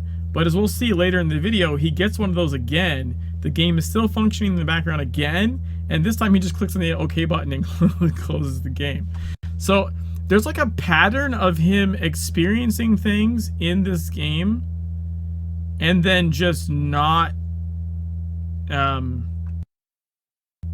retaining that information like at all and using it later. It's really strange. Enter the garage to find the entrance to the Agratha, an underground travel network linked to a giant tree. So we pop on inside and hey look, it's the conductor from the Polar Express. This is your central travel network. Secret World Legends is a hub-based RPG, and this is the hub, the Hollow Earth Conspiracy combined with the Giant World Tree Conspiracy. The tree branches have portals on which will whisk you away to different occult places. With this being the main hub, I'm hoping I'll I don't know why it needs to be occult places. It's just places. find some other players, but what I actually found... Hey, look, there's someone with a rabbit head. It's not me. Someone else. I think I could kind of recognize that person. Yeah, he pronounces Agartha really weird. is crash number 4. Side note... Now this one, I can't tell if maybe he actually crashed. Again, when you haven't downloaded the whole game, hitting Agartha is really hard on your system. Because usually you're hitting a lot of other players, and I think you're technically downloading all the cosmetics that they own that you haven't downloaded yet. So, Agartha, man, is mispronunciation. So I have noticed, and also myself, when I made a new copy of the game and it was re-downloading, like, yeah, it's Agartha is particularly rough when you first hit it and you haven't finished downloading the game. While I boot up the game again, the YouTube channel Accursed Farms has the fantastic Game Dungeons series where Ross plays through old games and critiques them in depth. He has a full video on The Secret World, and I'd highly recommend you go and give it a watch. There is a link in the description. He is probably one of the best long-form content creators on YouTube. Right. Okay, I don't know why I had a Resident Evil 2 picture there, but this part really made me like the conspiracy things go crazy. Why in a we'll say review in quotation, you know, air quotes and bunny ears, why in a review of Secret World Legends, in the smack dab almost exact middle of it, would you advertise another person's playthrough of the original game? Because I mean, but by the way, you can see that I think he said it. He said The Secret World as well, but you can see it in the footage. Like it's the UI, the abilities. He's playing the old game. I don't know why there's a Resident Evil 2 picture there. That seems very weird. But it was like, I was like, wait a minute, is this part of why this review is so bad? Is it just, did he do this because he knows this person and they're playing through the old game, which, gotta say, probably salty TSW vet. I mean, I don't want to jump to too many conclusions, but it's a pretty fair one. If you're still playing TSW in 2022, you're probably a salty TSW vet. Like, no one still playing that is not hating severely on Legends for no reason. You like them both? I mean, I know it's an old TSW video where he fails at playing the game. It would make sense given some of the things he says in this video about the old game, the way he talks about it, even in the description, like with a wiki, where he sort of lauds it as maybe being better, even though the content is the same. Like, he talks about its story and its investigation missions like they were better in earlier parts of the video, and I think again in later parts. And like when he talks about the investigation mission, that the one that he does, the Vivaldi one, which is the only one adjusted for Legends, because it's mandatory you do it for the story, and it's a free-to-play game now, so you don't have, you know, that same niche audience that would be trying it. Like, investigations are optional. Here's the thing about investigations. They were a draw for a certain audience for the original game, and I'm sure they're a draw for Legends as well. The problem is, they also, according to the conversations with developers, were some of the least played content, even in the Secret World. Even though it's what the game was known for, and like lots of people like that, or at least vocal people liked the investigation aspect. As far as actual, you know, silent majority player base, least played content, I think possibly second to Dungeons. Dungeons, I think, were actually maybe even slightly less. Like, the Dungeon play rate was like 85% of players never set foot in a dungeon, period. I don't know what the rate on investigation missions was, but I remember talking to one of the devs in Legends. It's least played because that's the other part. That's the other part of the problem, Kittens, is with an investigation mission, once you do it once, especially in like the original game, you got a massive windfall of XP from doing it once, and then repeat wasn't worth very much, which makes sense because they're easy. There's nothing to solve. Like, now in Legends, they're like the same amount every time, and once you've done them once, you can do them really quickly again, so they're really fast missions to redo for XP. Once you've done them and know the solution. But, you know, arguably, I think most of us chatting also did dungeons, and that also is not something that the silent majority of player base actually does, which dungeon runners have a hard time believing is the case, but I mean, that's just facts. Statistical facts. So, I think the change to the Vivaldi investigation mission was literally just to ease new players in. Like, this is an investigation. This is kind of what these are like. You know, this is the first one, and it's mandatory. And it's the only mandatory investigation mission, I think, in the game. Now, once you get to Transylvania, there is a mandatory story mission. Like, it's not a story mission. It's part of the story blue storyline that tells you to go do something that you actually do have to translate Romanian for. But if you make it to Shadowy Forest, you're already level 50. If you've made it that far, you'll go look up how to translate Romanian or look up the guide. Kingsmith Code is not mandatory. No other investigation mission, to my knowledge, is mandatory. Like, not to complete the game. Not to, like, get to the next zone, essentially. To 100% the zone, yeah, sure, you need to do everything, but, like, you don't have to do any of the investigations to progress the storyline outside the Vivaldi one. Which is why they made it stupid easy, is because you hit it, like, 2 hours into the game, and they didn't want to turn off new free-to-play players. Because if they hit Kingsmith Code after that, they can just be like, fuck this, like, you know, cancel out of it and just never touch the green missions again. It's a perfectly acceptable way to play the game.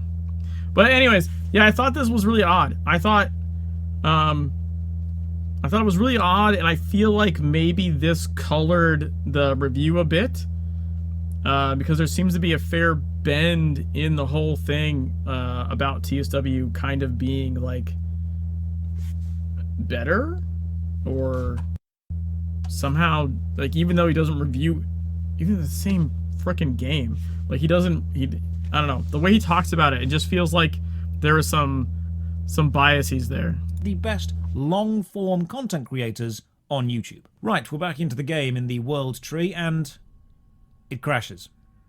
30 seconds. The game lasted 30 seconds before a crash in a more demanding area. There were 3 players around me, and it couldn't handle that.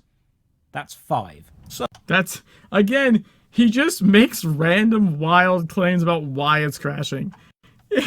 It's so crazy. Like, it doesn't matter how many players are around you. That's not what's causing the crashes.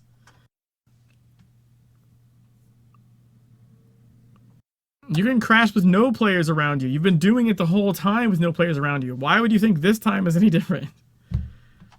Agartha has this thing where you cross a certain barrier and the lighting completely changes, and you have a good chance to crash there because it re-renders the whole area with the other lighting, and you can literally step back and forth and it changes the lighting, which is bad, and they should probably fix that. But if you have crash issues, that area is gonna exacerbate it massively. So, graphics on low, try again. Also, watch this. Is it me, or is there a window pop-up which instantly closes? Yeah, I think he closed... By the way, I think he closed this. He closed the daily login rewards. I'm pretty positive that doesn't auto-close. Watch this. Is it me, or is there a window pop-up which Here, let's play this slower.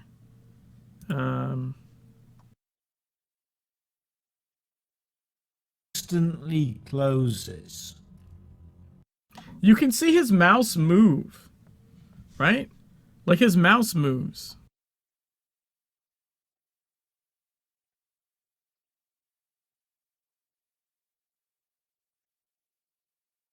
Which instantly closes. Because, like, his mouse moves down. I think he, like, maybe he clicked or something accidentally. I don't know. Like, clearly there's some movement of his peripherals going on there. I don't think the game auto-closes that for you. But I tend to just click the little present, you know. I tend to click this present and open it because I like to open presents, you know. I think that's pretty standard. I don't know what that was. We're sent to investigate Kingsmouth because stuff is getting... Also, look at this. Hey, there's a honeycomb thing there. Maybe that wasn't a fly in your mouth. Maybe it was a bee. Also, why are you not picking these up? Why are you not reading? The story of the game is universally accepted as the best part of the game, like, bar none. You can hate on all kinds of shit. I've never heard of anyone hating on the writing. Does he pick this up? No. This would give you XP and help you level. Are you gonna do that? No. A little too culty for them. Anyone familiar with H.P. Lovecraft's work will recognize the name as a play on Innsmouth. Or if he did, he didn't put it on the video. video. Just like Innsmouth, there are shadows over this sleep. Oh, look. These are all bees. If you actually, you know, went into your mouse mode and used your mouse wheel to zoom in and out, because you can't do that even though you said you can't, you would see this is all bees. This is all bees, man. Bee little fishing village. Bee the first character we meet is a cowboy because the writers paid a lot of money for the big book of cliches, and my god, they are going to use every Dude, he hates so much on the fact that they include lots of stuff. It's so dumb. That part is so dumb. Oh, don't worry, kid. You haven't gone back in time. I just happened to be the last of the cowboys. But you folks gave that. When the wind blows west, you can... plays out every... So we're off to kill some zombies. Combat is still floaty, and despite having different types... I just don't understand the floaty thing. I just don't. Of zombies, every encounter plays out exactly the same. Walk backwards and shoot the shotgun. Okay, that's just dumb. I'm gonna say it. That's dumb. Don't walk backwards and shoot the shotgun. I mean, what? Why would you do that? You're in a horror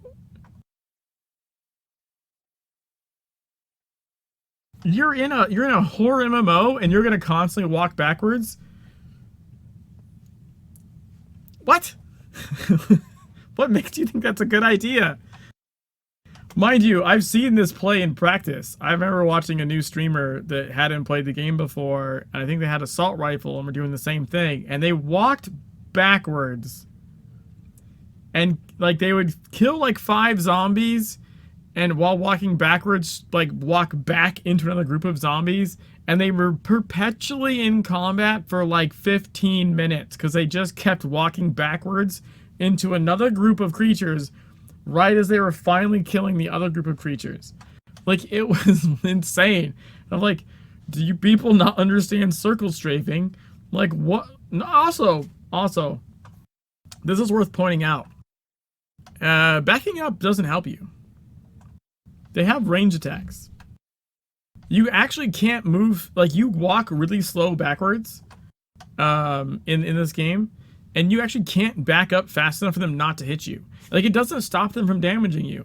That's like a, what would the word be? It's like a mental thing. Like, you think you're walking backwards and they're not going to tag you. They're tagging you. You don't stop them from doing that by walking backwards.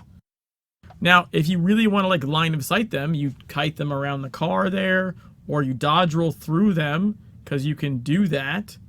If you dodge roll through them, then, you know, they'll miss and have to turn around to attack you. But backing up literally does nothing except put you somewhere you don't want to be, that you can't, where you can't see where you're going. The most amusing thing is how people can manage to play SWO poorly, even though I'm good at TSW, to make SWO so easy to play, even my pet fish could do it with some skill. Few nice environmental touches, though. First, we jump on a car to set off the alarm to attract there's the a zombies, positive then we thing. set fire to a petrol can to burn the zombies in. I am always a big fan of scenery being mechanically relevant. Then an elite enemy appears and uses the most overpowered attack in the game. Okay, look at this. Okay. He set this up. This isn't even him forgetting. Watch this. Watch this rep. He's crashed. That error already came up. Uses the most overpowered attack in the game. That error already came up. He goes down. He has to tab down to make it come up. and then hit OK to make it close. The game is still running. That thing he learned earlier about how, like, hey, if it crashes, like, and I ignore the box, I can keep playing. This is for content. He did this for content. Because this scene right here, the error box isn't on top. It would be on top. Enemy okay? appears and uses he actually goes down, and you can see down here, he's got to bring it. He's got to bring it up. He's literally got to bring it up in the game. so that he can click OK to literally force the game to close. That's 6. Maybe it's a DirectX 11 issue. I'll drop it down to DirectX 9 and see if it helps. You'd think if that was the case, they'd fix the DirectX 11 issue, or they'd have the game use DirectX 9 as standard. When a game company shows more interest in milking their currently enfranchised players than they do making the experience playable for new players, I think you know they've given up trying to get new players. Quick.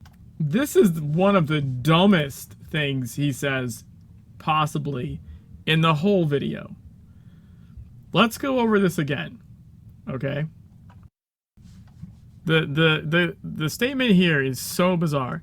First of all, DirectX 9 and 11 worked fine originally. TSW used to start with the NVIDIA logo. Like, it was one of those games that, like, had the NVIDIA logo in the beginning. Like, they were partnered or something.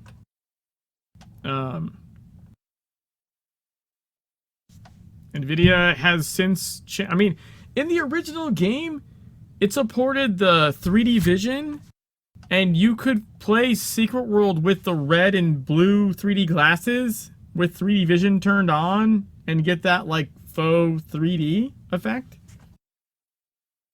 Which is just crazy that you could even do that. Like, that's just bizarre. 2012 game that you could, you know, sort of play 3D with your red and blue glasses. That's just nutty. But NVIDIA got rid of 3D vision, and basically the version after they did that is when the Secret World crashes started to be a problem. So now Funcom hasn't had, like, put hardly any dev money realistically. I mean, we got a massive patch a while back, but that was, from what I understand, a pretty small skeletal crew that made that happen, and it's probably even smaller now, honestly. I mean, events are still going and everything. The game's still active in that sense. It's not shuttered. But as far as, like, you know, getting the development to task an engine person from, like, the Conan Exiles group to come patch the actual Dreamworld engine, which is where that would come from, that ain't happening. That ain't happening anytime soon. That's just that's the unfortunate reality of it.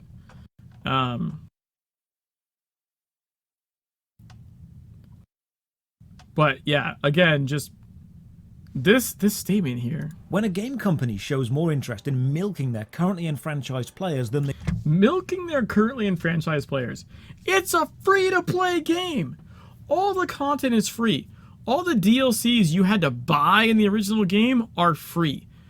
All new story content that's come out for it is free. You don't need a patron to do anything in the game. Like, he never covers he never covers the currency exchange at all, like the in-game currency, the daily challenges you can do to get in-game currency, the fact that there's an exchange to exchange in-game currency for the monetary currency, like the real money currency. He never covers any of that in this video. How are they milking enfranchised players? That statement is just hyperbolic. They do, making the experience playable for new players. Okay, then making the experience playable for new players. Does he really think that, like, and he can't, I know this is just bait, but, like, he's basically saying with this statement that if you're patron, you've paid to not have crashes. Which is fucking absurd. Everyone has the same crashes on the same, like, on this relatively the same hardware. If you have an NVIDIA card, you're going to have NVIDIA problems with this game. It doesn't matter whether you're a patron or not. It doesn't matter whether you're an old player or a new player. What are you talking about? This statement doesn't make any sense at all. They're more worried about milking their current base so they're not going to fix crash problems that everyone experiences. That doesn't make any sense. What are you talking about? Think you know they've given up trying to get new players. Quick question. The map in the starting city in the tutorial was a functional 2-scale map and matched the style of city. Why is the map of Kingsmouth all cartoony? So I do some... What's funny is he says it... He likes the maps and all, but he literally almost like says it in this line right here. The style of city. Why? It matches the style of city. He literally says it in that last line. Is the map of Kingsmouth all cartoony? So I do some Googling and it seems every area has a map in the graphical style of that area. It matches the aesthetic, the kind you'd find in a tourist shop. I quite like this touch. It helps give each location a personality. Meet the local sheriff. She talks a lot for someone who says, I can't talk because there's more important things to do. We finish a quest and get another text, but this one comes with an assault rifle, which we can't use. Next. Okay. What in the actual fuck? We get an assault rifle that we can't use. Excuse me? Excuse me? Let's go. Let's see, where was it? Where was it? We'll find it. We'll find it. It's right... It's right around here.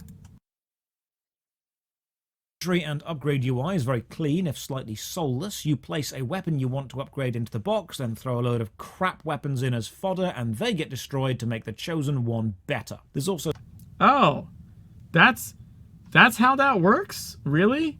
So why... You knew that.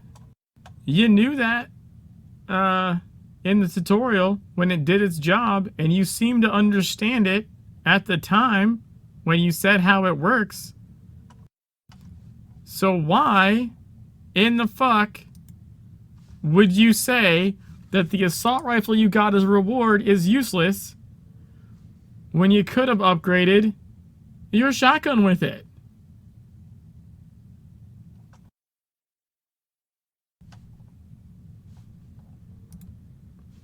What in the actual fuck are you talking about?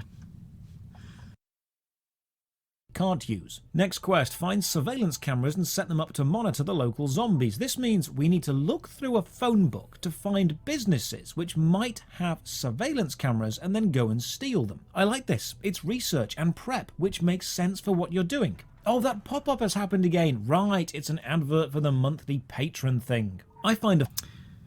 Yeah, this isn't the pop-up he got before, though. The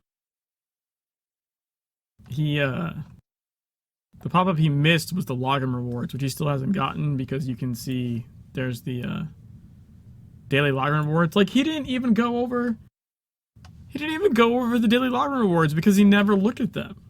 He didn't look at, like, literally any of the menus. Like, if you click this, there's a bunch of stuff that comes down. And he didn't look at any of it. He didn't look at the crafting window. He didn't look at the sprints, the pets, the dressing room. You know, the login rewards. He didn't look at the game. He's supposedly reviewing the game and just didn't look at literally almost anything. A flyer on this phone booth advertising local businesses and wholly references Batman, H.P. Lovecraft, Belmont Avenue, 1914, Paradise Lost, Arkham. They are all there. Well, which is awesome. He shits on this like all over the place. Like, as far as like having references. And I mean, I just don't agree. Like, the references are amazing. Like, everyone loves references that well, I shouldn't say everyone. There is apparently some weird people that are very negative in the world that just don't like references. That's why Fallout 3 had like, I think it was Fallout 3 had like a perk or an option, so you didn't see all the Wasteland like pop culture references. Because apparently one of the lead people did not like that in games, but everyone else pushed back, and so they made it like quote optional, I believe, in Fallout 3. Which is just bizarre. Like, who hates on references? Like, what kind of asshole do you have to be to like that referencing something in a funny, clever way like makes you agitated? Like, you're just a dick at that point, in my opinion. I don't want to hang out with you if you don't like references. Grabbing the security cameras from around town, I'd like to point out why we can't have a horror MMO. A lot of people have said they love a super scary MMO, but fear comes from the unknown, or the feeling of isolation, or overwhelming odds stacked against you, combined... Yeah, like the fact that you're in a map with a max of 10 other people. You know, there's also solo instances in this game where you can have no one with you. There's plenty of... I don't know, I've never been particularly, like, scared, but there's people that have been scared playing this game. With the idea that failure has a bad consequence, but in a... Oh, also, speaking of failure having bad consequence, he never experiences anima form in this video. I feel like that's a pretty big deal. That you can die. Well, not only that you can die and run around, because I guess some other games do have like a dead run mode, right? But the way the game does it, and the way in which it has missions that you have to solve, like you need to die because things are different in the dead world, and run around and solve puzzles by being dead. Like, that's a pretty big deal. That's a pretty big sort of I don't know, like game mechanic that was probably worth covering. In an MMO game, you've got guides and known factors. Also, he just keeps saying guides, like guides are some kind of like, I don't know, he's got like this really weird pet peeve about guides. Like, I think he just wants to like burn all the guides in the world or something. It's very strange. You've got global chat. You respawn instantly, and you're often working with a group of players. It's very hard to be scared of zombies when you've got a You're not working with a group of players though. Like, breathing shotgun and some guy in global chat saying, "Hey, I'm popping to the shop, does anyone want anything?" And you have to fight the overwhelming urge to say cornetto. My main problem with the game so far is it's fine on the surface, but why would you want to log back in? The faction you've joined seems to cover the story. What the hell? To figure out what's going on.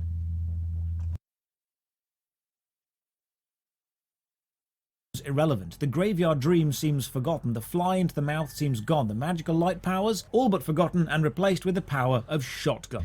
Okay. He says magical light powers all but replaced with the power of shotgun. He doesn't understand the weapon system, the game system at all. The shotgun didn't replace your light powers. You're channeling your light powers through the shotgun.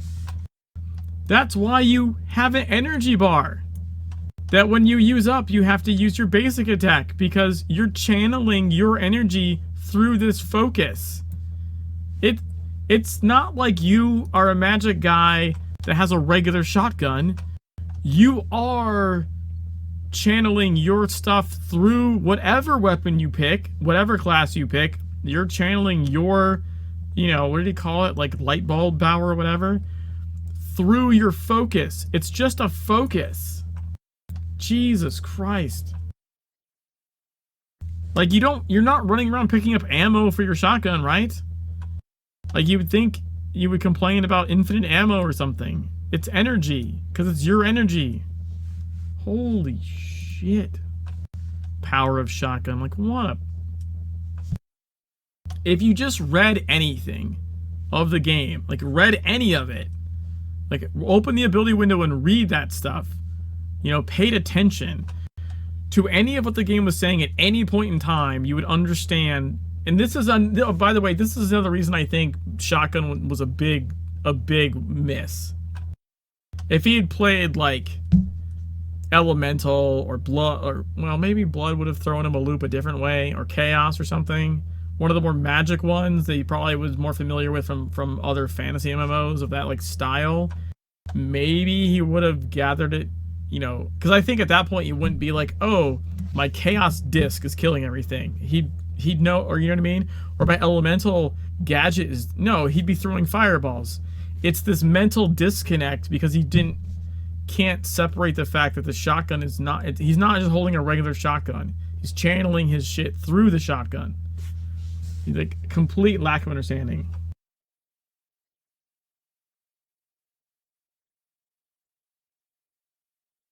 Well, I think the old training weapon rooms are better because you see them all and it's talked about instead of selling shotgun. I mean, you do get to see the training room in the initial thing, and they do tell you how it works. And if he'd ever pulled up the abilities ever again, I mean, he's in a horror show right now. I believe it is. Well, okay, we'll see later. I think he got this. I think the game might make you get this at some point. But basically, he doesn't get anything. He doesn't ever fill these or get other passives, and he definitely could, given where his levels are later on in the video. The game has crashed more than it should. Dude, if he saw the TSW skill wheel, oh my god, skill wheel, he would have had an aneurysm. And the first actual quest line in a game which prides itself on being conspiracy focused is go and kill some zombies. One of the business's cameras is broken. There's a note on it from maintenance saying there's a box of new cameras in the basement, so we pop on down. The basement is filled. I don't like, he skips over the fact that like this has a really cool intro of like the filth infected janitor. He just totally skips it. It's a really cool kind of like creepy, you know, really gives you that style of what the game is like, of like what it's going for. You know, this the janitor like all cowered over in the dark, and you know, he all of a sudden raises his head and there's tentacles coming out, and he's like, you know, it's all creepy, and he like runs off, and then you're like, oh fuck, what is that? And he just cuts it. With traps. If you stay in the vision of a security camera for too long, it activates a bomb and you die. Instant death stealth trap sections. Fantastic. This is just bad Metal Gear Solid combined with bad Bloodborne. I don't even know what that means. First of all, that is the easiest sabotage mission in the entire game. The first room cameras don't even move, and the second one, they're like really consistent. But how is it bad Metal Gear Solid and bad Bloodborne? Where is the Bloodborne? I literally just finished playing my 6th playthrough of Bloodborne, like last week. Good or bad, I don't see how this mission is relevant to Bloodborne in the slightest. Its only relevance to Metal Gear is, I guess, because that game had sneaking. But I mean, I don't know what to do with that statement. Grab the creative cameras and run all the way back. Here's a nice touch. We have to use the police station PC, and when we do, we get a window showing the PC screen, and we have to actually type 1 or 2 and use the PC to get the information we need. On the right hand side of the screen, you'll see the mission list with the current steps of the quest line we are on and the objective of that step. So quests are storylines, and each part of the storyline needs you. He kind of misunderstands this a little bit, because you have your overall storyline and then you have quests, right? Like this one sends you on some quests, but also you can just do quests. Like this is just the main story. Like it's kind of weird. You to either go somewhere, find something, kill someone, or solve a puzzle. And the current step is shown on your map, so navigation is quite easy. This bit is a wave defense. It is shown for normal missions and not for investigation missions, generally. Investigation missions usually make you work out how to get to where you need to go. Usually. At the barricade, kill 3 waves, move on to another barricade, repeat 3 times. Then we find a mini-boss and it dies almost instantly. Okay, this is the funniest shit to me. You know he recorded this audio, you know, after having done this, right? Just from all the cuts and everything. He didn't kill that boss. He did not one-shot that boss. Masuto, you're now famous. This level 50 person one-shot this boss. He might have tagged it. He might have tagged it, and this happens really quickly, by the way. So he might not even realize it at the time. But there's no way in post you don't see this happening. Like, this level 50 person just ran through there and one-shot that for you. I'm telling you right now, he's taking multiple shots to take down regular zombies. He didn't one-shot this guy. He's got a level 4 shotgun. He's never used any of his SP or AP, right? Beyond what I think the tutorial made him. He's got 16 and 8. When we saw him with the screen open, right, when he said the assault rifle was useless, he's never upgraded anything. And these things are dying pretty, you know, they take multiple hits. This level 50 person,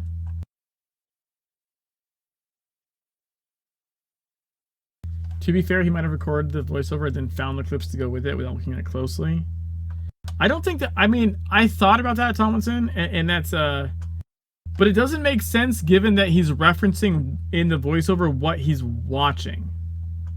Multiple times in this video, he's talking about what's happening on the screen, and the way that it's cut, it definitely feels like it was cut together and then he talked over it. And that could be wrong. That could be wrong. But given that he's not just saying random things, he's literally referencing this this part, it feels like he'd be voicing over it like as the video's playing.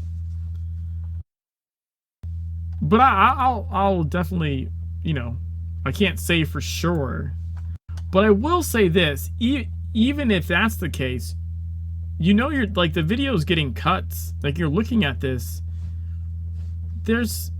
I mean, I noticed this without even slowing down the video. You find a mini boss and it dies almost. Like, you see, watch. We'll slow it down. I saw that without having to pause it, or you know what I mean, or play it back at like a half speed or something. But let's play it back real nice and slow. Here, okay. Here she is, right?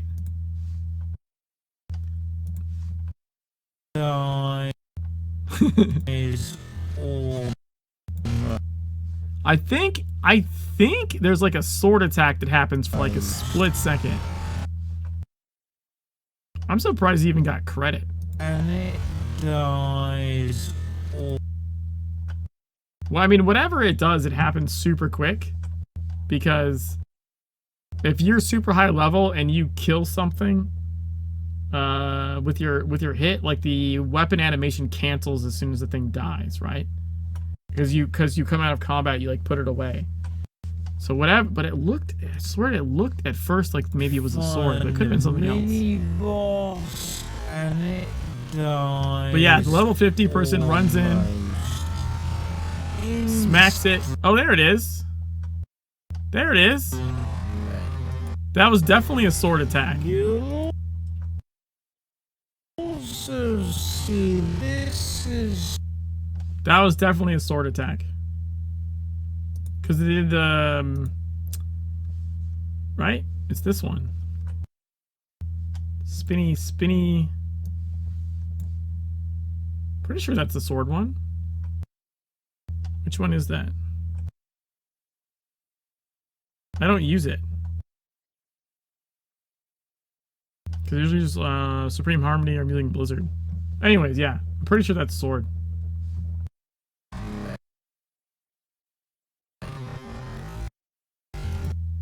You also see this. Spinning Swirl? Yeah. Wait, not quality, sorry. Playback speed.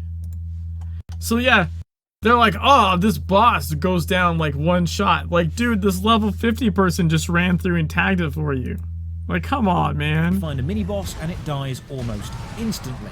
You'll also like, they're dead. Again, there's their name. Like, it's, and by the way, it's his reticle hovering over them that even makes their name visible. So, hello, Kazumi, Zudo, Akechi.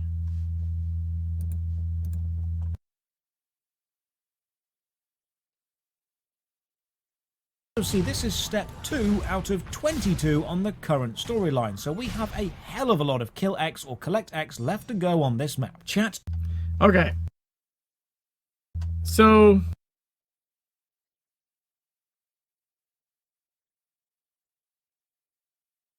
it's not this map. Dawning of an Endless Night actually covers 3 maps. I guess he wouldn't maybe have a way to know that without looking it up. I didn't drop any frames or anything, so maybe it was your side? Anyways, yeah,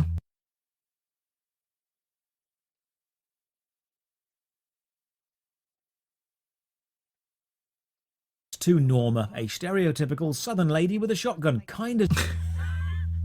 okay, I'm gonna give him the benefit of the doubt because I'm fairly certain he's like not American, right? But she is not a southern lady with a shotgun. That's like, wow.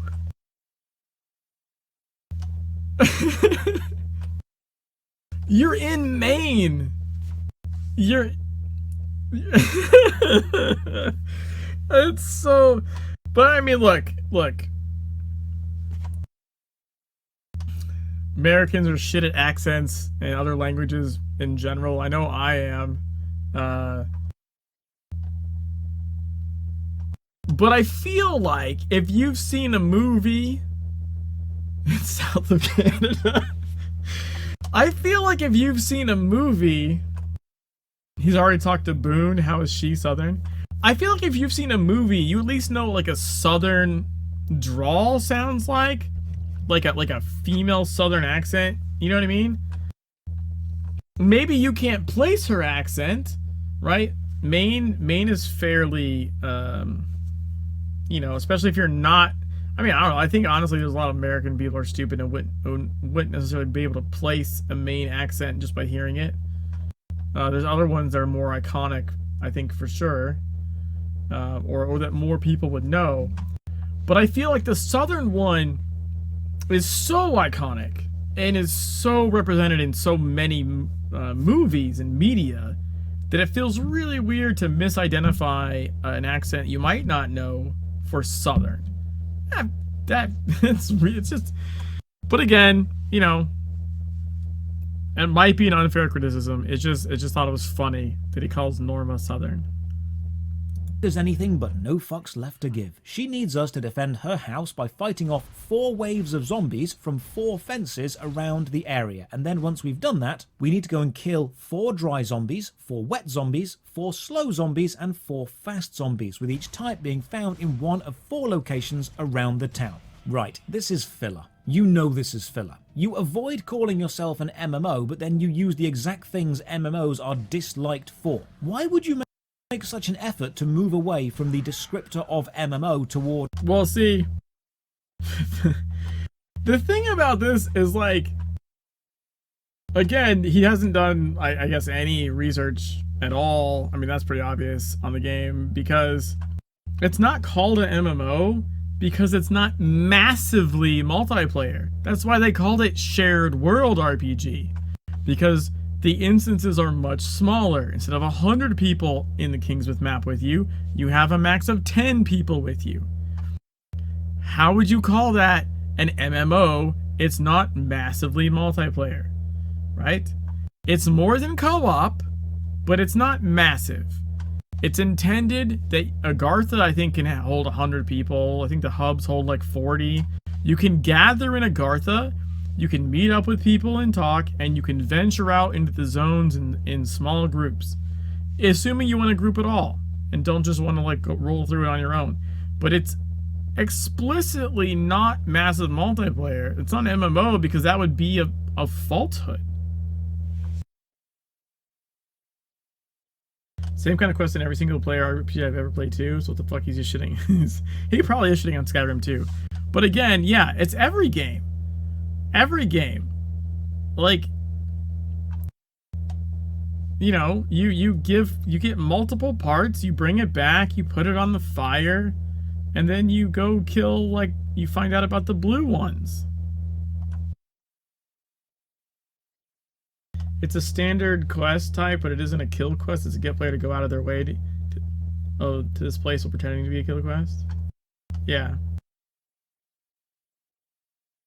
I'm looking forward to the 6-hour response video by Jimmy to defend against this slander.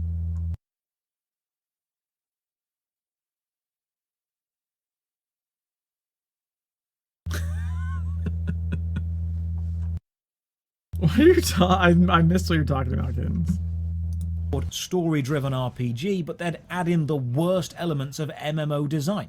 Okay, again, he acts like they've just made this game. It's so weird. He's acting like they decided to add the MMO in later. Dude, it was built from the ground up as an MMO. It got relaunched. The instances got scaled down to what their tech could actually handle because their tech, 2010 tech, mind you, couldn't really handle the massive part. Like, it just couldn't handle it. Like, the game ran, people played it, but it was pretty bad. You know, when you had 100 people in the zone, and, I mean, like, with the game fully downloaded, the game ran like absolute ass. Like 2 frames. 2 frames. I played the original game with 2 frames, 4 frames, 0 frames.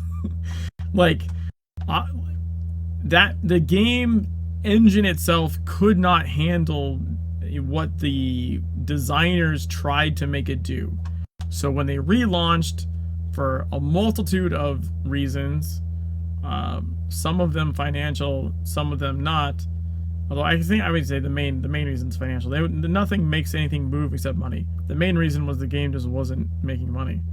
They tried like 3 or 4 different payment model types, and nothing was really working. And so they rebooted to. They had to reboot to do the free to play, like to do the necessary changes. Like, it would have been, you had to change too much for transitioning to work. That necessitated the reboot. But it's the same game. It's the same base game. And so when he says stuff like they decided to do this, like, yeah, they decided to do this like in 2008 or something.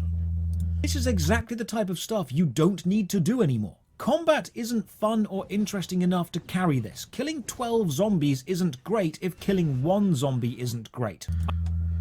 I mean, this is gonna, I'm sure, fly in the face of his, like, videos of, like, if I have to play 100 hours, then it's not, you know, it's not good enough. You don't have to play 100 hours, but you need to play more than you did, and you need to spend your goddamn points to unlock new abilities, because you'd have more impactful abilities, you'd have stronger abilities, you have abilities to do different things. It would make the combat more enjoyable, and also, you're in the baby zone. You're not gonna get cool enemies with cool mechanics until later. You know?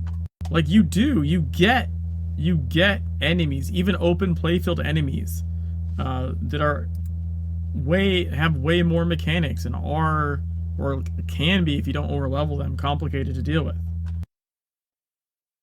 Shotgun doesn't feel like a shotgun until you're knocking people over with it. That's the thing, though. You can. If you get the CQC ability or the kneecapper ability, like, you will knock them down. CQC will set, like, 6 zombies on fire at once and just knock them down like in a flower pattern around you. You know? Talking starter.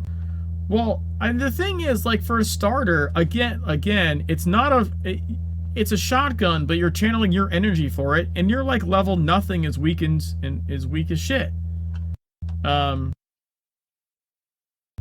So yeah, I mean, you're firing rock salt, maybe even table salt.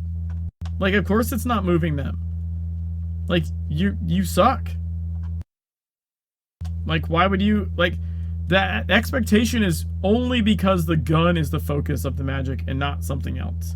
Even the sword, like, isn't really that, like, crazy. Like, it doesn't feel amazing until you start getting, you know, stronger and unlocking better abilities than just the basic slash. I can understand the feel being off a little bit as well when you're really early, but I also think that's the same as for any game. I did some Googling because I like, you know, like Final Fantasy or like WoW or anything like that. Dude, you cannot tell me those games have like reactive combat. That shit is just repetitive slashing at an enemy that doesn't notice that you're doing it. Like, what are you talking about? I mean, in this game, given the right ability, I can send something flying. I can get the ultrasonic cannon gadget, and I can get a fucking 12-foot Titan and launch him at my healer in the raid by accident. I've killed a healer in the raid by launching a Titan at them. I was trying to knock them back away and didn't realize the healer was on the other side. And literally just knocked a giant zombie Titan into them. Like, you can do stuff in this game. The combat does have, you know, stuff to it. It has mechanics. It has, you know, depending on the ability, like, does have weight. But expecting that you're gonna walk out like level 1 with your starter stick, I don't care if it looks like a shotgun or not, and that you're gonna just be like blowing heads off, like, doesn't make any sense in an MMO. Like, you wouldn't expect that. Even if you have a cool looking sword at level 1 in like Final Fantasy, you're not gonna fucking just walk up and, you know, chop something's head off with your sword. It's not gonna happen. You're gonna slash. Like, the double standard is fucking crazy. I have a shotgun and a giant hammer. I should be thrilled to be attacked and get to defend myself. But no, the zombies feel like an irritating distraction, not a part of the threat. So while I'm doing this repetitive content, let's have a read of some reviews. Crash Simulator. Literally unplayable. It says I have 2 hours of playtime, but about 75% of that was spent crashing, googling for potential fixes, trying to log back in and then crashing again. Edit. Running the client in Windows 7 compatibility fixes the crashes. The setting mood, especially the voice acting and the lore, is so good. Combat mechanics are a distraction from the great package of world building, setting and voice acting. I have a decent computer, but this game runs like complete garbage. Yeah, guaranteed that anyone saying this most likely was still downloading the game. I see this a lot. The driver crashing thing was a real issue that should have been handled. Well, I mean, I've talked about that at length already, Thomason, but like, the driver thing is an NVIDIA thing. And it changes from version to version. It depends how much NVIDIA decided to overwrite the old DX code in that particular version. And it's not consistent. If it was, it would have to be fixed because no one with an NVIDIA card would be able to play this game at all. But the problem is, NVIDIA, I don't know what they're doing. I don't know what team they have working on it, what version of GitHub they're using to roll things back and forth. But some versions, they have code spilling out, overwriting old DX code that they assume no one's using, which Secret World is trying to use. And some, 3 versions later, their code isn't spilling into that section anymore, and it runs fine. And then a couple versions more later, they've fucked with that legacy code again. This is, I think, Vollmer did some experiment, like, looking into this. They're actually overwriting old sections of code with other code. Not that they're changing it, or making it work differently. They've just decided to use that space, and then they roll it. Then a couple versions later, they're not using it again anymore. So, yes, it'd be nice if Funcom, you know, spent the time and money and energy to get with NVIDIA and get it solved, but I don't think that'll happen until it's happened to Guild Wars 2 for a bit too, since they're on a modded Guild Wars engine, but that got it fixed. Yeah, I don't think it's unsolvable. I just don't think it probably, until NVIDIA stops like bouncing back and forth and it actually is just like not supported at all and the game just doesn't fucking run, that would be a big enough problem, I think, that they would have to allocate resources to it. It's too big of a it'd be too big of a thing. But the fact of the matter is that it realistically is NVIDIA just fucking around nonstop, back and forth, which gives them that like out essentially of, you know, they don't have to do it, right? Still, I agree they should. The mechanics are interesting, but playing alone might give you a could-have-been-better experience. Love this game, and its postmodern occult atmosphere is quite brilliant. Still need to explore before I can deliver a fuller review of this. Lovely quests. Never download this game. The name of the game should be changed to Crash Game. It starts to crash when you want to create a character. To exit the game, you must turn off the system and pray the game is closed. In the tutorial, you may not see the HUD, and there are many problems at the beginning of the game. While the combat is fairly simple... Dude, he just passes legends non-stop. It's like watching Tilty play the game. Jesus Christ. Pick up the legends. Read the story. Get the level XP that you're not going to spend, because you never do. But, you know, at least get it. You can master every weapon and fill in any role to fit your playstyle. PvE is easy enough, though where the game shines is in the actual questing and story. Interesting quest mechanics ranging from having to look things up online, custom websites and riddles to classic slay the monster with stealth and more filling it out. Plus some of the most unique looks I have seen for gear. I highly recommend giving this a solid try, if at least for the first full zone. I completely agree and understand the general feeling of could be better. It feels like they've got a really good cosmic horror game here, which is actually held back by trying to be an MMO. If you reduce the number of enemies but increase their power substantially, a single zombie becomes a challenge. If you reduced the collect X or kill X quests to go and do something substantial to move the plot forward, you'd have a more direct story. It's so, like, this is such... It's... Yeah, you'd have a direct story that you'd be done with in like an hour. Like, it's like you're telling someone to go read the Cliff Notes. It doesn't make any sense. Like, just... It's not that bad. None of these things are like any different, and I generally and genuinely find them better than most other games that have like go do this quest. Because they all have mocapped, voice-acted intro cinematics to the mission. They all contribute to the overall story of the game. And when one walks you somewhere, it usually drops you near a mission that takes you with more story to another part of it. So while you might be killing things along the way, it doesn't matter. You're trying to explore the world and learn about it. The zone itself is lovely. The story is fine, if somewhat derivative of earlier horror works. The only problem is... That is fucking just bullshit. Story is fine, but somewhat derivative of... I assume he's basing that off of the H.P. Lovecraft, like, references in the phone book or something. Because I haven't seen him appear to understand any of the story, or have picked up any of the legends, or read any of the legends. And at this point, given the furthest he seems to get in the game is the Dr. Bannerman's clinic? The doctor's clinic? Is it Bannerman? Now I'm... Is it Sheriff Bannerman? I don't know, whatever. The doctor's clinic is the furthest he gets. He doesn't know any of the story. He has no idea. But also, he's not, even the stuff he could know, he's not picking up and reading. He has literally no idea what he's talking about.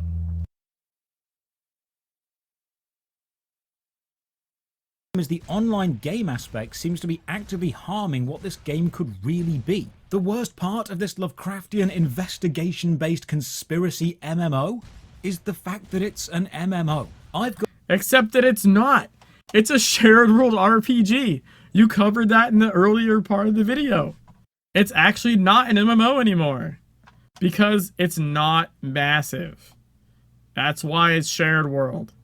It's literally not just it's a technical difference, but it also is a gameplay and a feel difference, because you're not going to have, like in Final Fantasy, 500 players cluttering up your screen.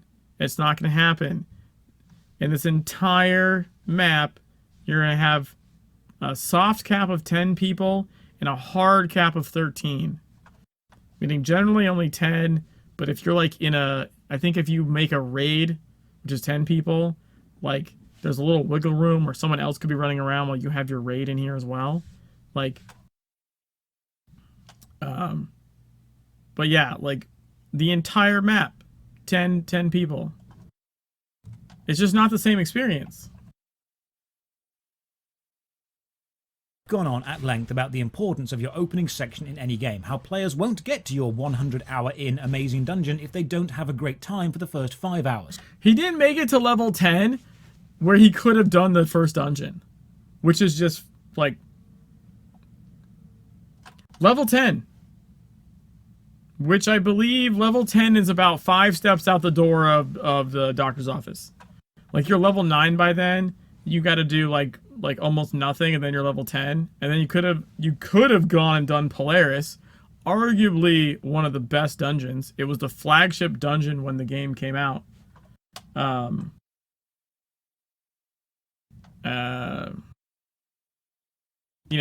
dungeon's amazing, but he never looked at that because honestly, even if he hit level 10, maybe he wouldn't have for the video. I don't know, but Secret another World thing he didn't Legends see. advertises itself as a conspiracy, puzzle, occult, modern RPG, and what you get is a crash-heavy zombie killer with no context as to who we are or why this is. Also, zombie killer, because you're in the first zone with zombies.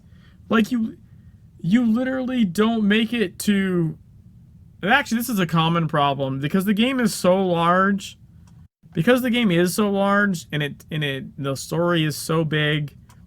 And if you're bother exploring stuff, you will take a lot of hours to get. Which is good in the sense that it's a free game and you got a fucking lot of content out of it. But it's a long time, a lot of playtime before you get to Egypt and see scorpions and mummies and I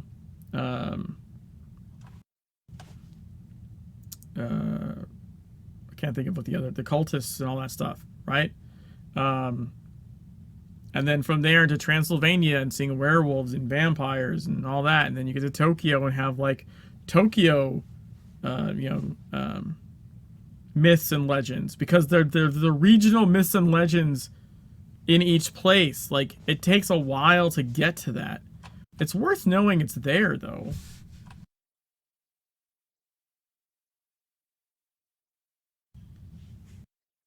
If he's a huge weeb, he would have probably liked to play the dragon. Yeah, that's most people would do that. Is happening. On the quest list, I see a pause quest option. I assume this means remove this quest from my heads-up display, so I pause it. But when I unpause it, oh, I see.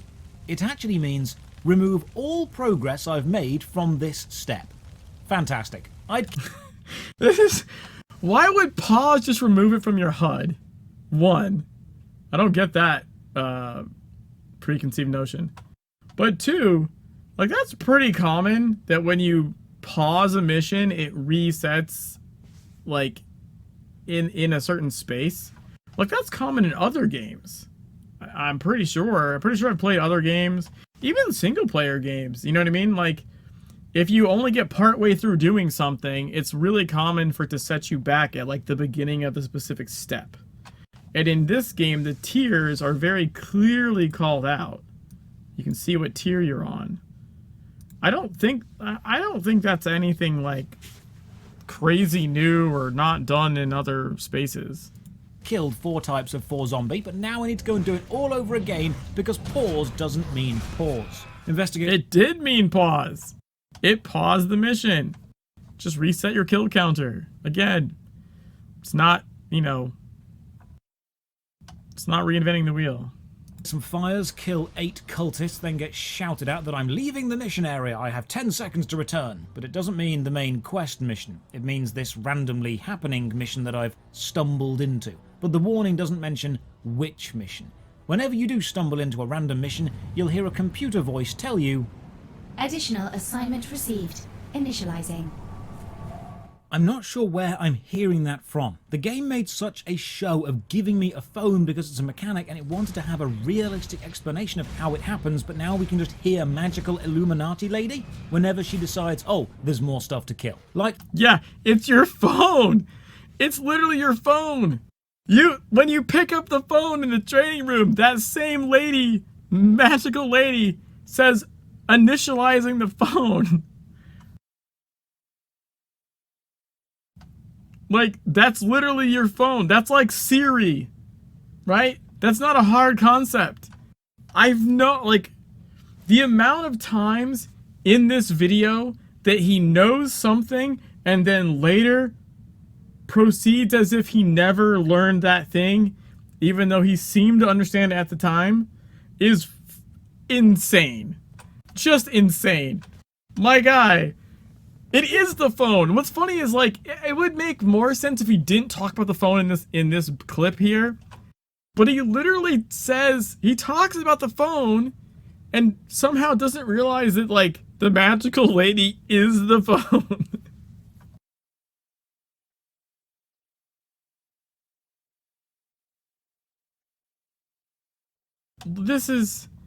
It's so bizarrely sad. 4 fires on the beach to complete a cultist ritual and summon a big boss. What do you think it will look like? How will I defeat it? It looks like a regular cultist model, but bigger, and I defeat it with the ancient and powerful art of shotgun. But you know what? Your shotgun access is revoked. You're not allowed to play shotgun. Like, it's just like, even if it didn't have explanation and it was a phone, who cares? It's a video game, voices happen sometimes. I mean, yeah, but also it explicitly has one, and it has the voice when you pick up the phone. And he mentions the phone and somehow just doesn't connect them. It's so strange. And also, he's complaining about this boss not being a big boss, but this is just an early mission. Again, it feels like throughout most of this, including the tutorial when he wanted the intro where it like teases the raid boss to you, it's like he wants to step out the gate level 1 and fight bosses with crazy mechanics and like raid level mechanics or something, which is, no game works like that. What are you talking about? What an anticlimactic fight. Yeah, it's just a regular mission. Why would that be like a big built-up fight? Like, if you get to Beaumont and you don't think that that's an awesome fight, A, screw you, but B, like, that's what he's talking about.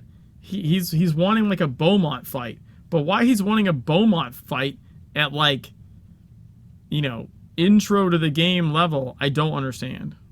Like, why would a regular quest give you that kind of boss?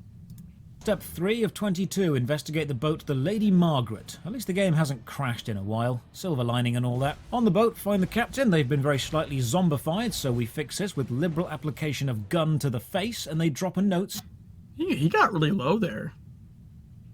He nearly died because he wasn't avoiding the mechanic of that boss that was spitting like acid vomit at him, saying Dr. Bannerman knows more. I like how in the note, the important bit, Dr. Bannerman, is slightly sharper. It draws your eye to it. Good graphic design. talk to the good doctor about the boat, Ho-ho! A compliment!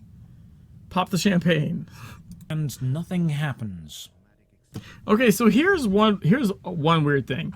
He says nothing happens at this point.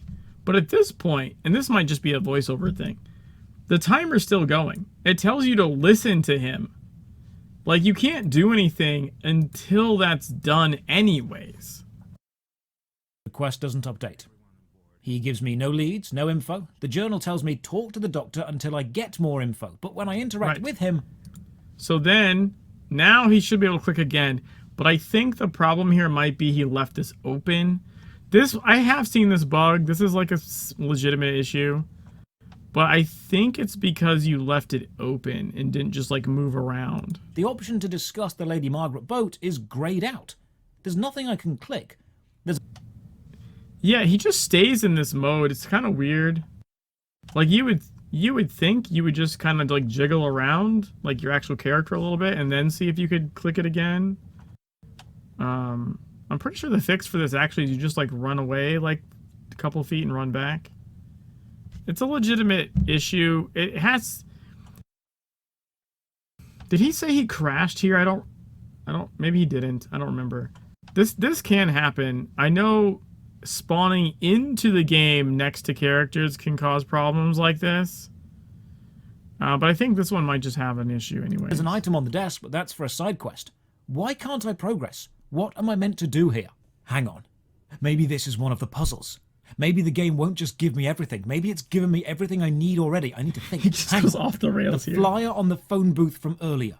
That shows me the address of Dr. Bannerman's clinic, 9 Belmont Avenue. And hang on. The tourist map I have shows street names. Oh, it's all... He's looked at like nothing in the game. He's gone over nothing in the game, but he hits this thing and just goes like fucking full tinfoil hat. Coming together now. The good doctor knows something but won't tell me. So I need to break into the clinic and find the notes. Okay, I am on board with this. This is a great bit of design. Needing the player to think just enough to add the pieces together of the clues they've already been given. This is a well-designed puzzle. So I arrive at the clinic and it's locked. Okay, not a problem. Maybe there's a skylight. I find a ladder around the back and I glitch onto it. I can't climb up or down. I'm stuck. Okay, not a problem. I wiggle around a bit until I make it to the roof. Why did he wiggle around the conversation? And there's no skylight. Okay, now I'm stumped. I was actually quite sure that I'd figured something out. So finally I give in and I check a guide and... wow. You are meant to go to the clinic, but you can only go in once the doctor has mentioned it. And my game glitched, so the original conversation didn't end correctly, and they didn't mention it. So I restart, talk to them again, and oh, now the clinic is highlighted. Well, I guess that'll teach me to try and think outside the box. Don't use the clues given to you. Don't do your own research inside a level set to a classic research-heavy story. Don't read notes or maps. Don't explore or try to be clever. Just... Yeah, you have to do all of that stuff, just not for this. For this, you needed to follow what the mission told you, which was listen to the doctor. Like, he just didn't do what it said. It bugged out. I've seen it do that. I've had it do that to me on a new character before. I'm pretty sure I just ran away and ran back. But I mean, to be fair, that is a bug. It's not super common. It can happen.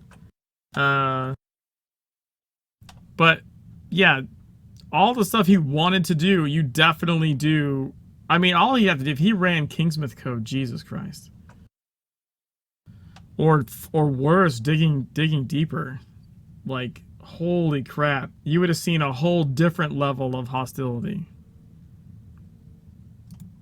Oh, also, I just noticed something. He put a 1 in the chat here. Which meant he probably was trying to hit his ability and put it in the chat. Follow the glowing arrows. Inside the clinic, we find a CD on the floor, Vivaldi's 4 Seasons. Then a smashed picture frame of some fireworks with the words set to the 4 Seasons. And then a note saying, I bought you that new Vivaldi CD. Then we log on to the clinic PC, and it's password protected. The hint is my favourite composer. Maybe it's Vivaldi. Yes, it is, and now we're in. Now a quick note. Okay, so he's going to talk about how this wasn't like this in the original game. And this is why I found the whole him linking to some guy's playthrough of the original game in the middle of this review bizarre and mildly concerning, because he talks too much about the old game in this review of Legends, and it seems like it's definitely colored by maybe conversations with someone that used to play or still plays the old game. Now, if he's paying attention to the screen here, he would know as telling him investigation missions contain challenging puzzles on gameplay. Clues and solutions may be found outside of the game. It's literally telling you this is the introduction to investigation, and it made it easier purposefully to ease you in to this optional content. Note, that puzzle may seem a little heavy-handed, having 4 references to Vivaldi, but originally you only had the picture and the hint, and you were expected to use the in-game web browser. No, you weren't expected to use the in-game web browser. You were expected to use a web browser. Why the hell do people focus on the in-game web browser? It's just a web browser. It's a Chromium browser from 2010. Which is not going to be able to hit like almost any site in 2022 because, 10 years of security upgrades in browsers and websites and servers. It's not going to work, but you don't need to use it. There's nothing special about it. It's just a browser that hits the outside world. There's no secret hidden sites inside the browser. Browser to research who composed the 4 seasons. But they had to add more in-game clues because that web browser doesn't work anymore. That's not true at all. They didn't add more in-game clues because the web browser didn't work. Like, he just makes up shit. He literally just makes up shit. He's saying they changed the investigation mission to not require a browser because the in-game browser doesn't work. That's horseshit. They changed it to make it a goddamn introduction to how investigations work. Every single other investigation in the game works just like it did before. You have to hit the same websites you had to hit before. YouTube pages, Imager accounts, blogs, actual websites for the places, like a roachygroup.com. Like, all that shit you have to do, just tab out to your web browser. Why in the... this part, like, just the leap to this is so bad. And it doesn't make any sense. Doesn't make any sense. It's fucking dumb. And even when it did work, it was terrible. It wouldn't save whatever page you were on last and had very, very little security. And none of the bells and... 'Cause it was from 2010! ...whistles of any other browser. I can see the novelty, but this just wasn't practical. And now it's... God damn, yeah. It was fine in 2010 when your web browser basically looked the same. It's not working. One of your main novel ideas and draws to your game, the thing that makes it stand out, isn't updated. It doesn't need to be. You just use a regular web browser.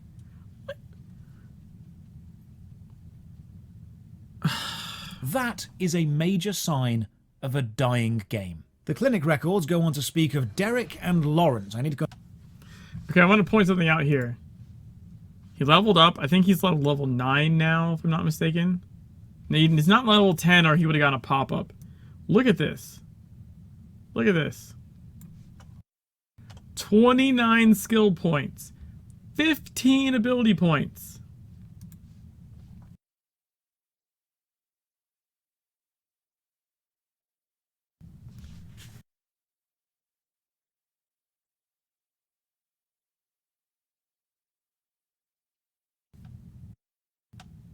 He literally, like, he's, for the entire game, he's had 2 empty ability slots down here.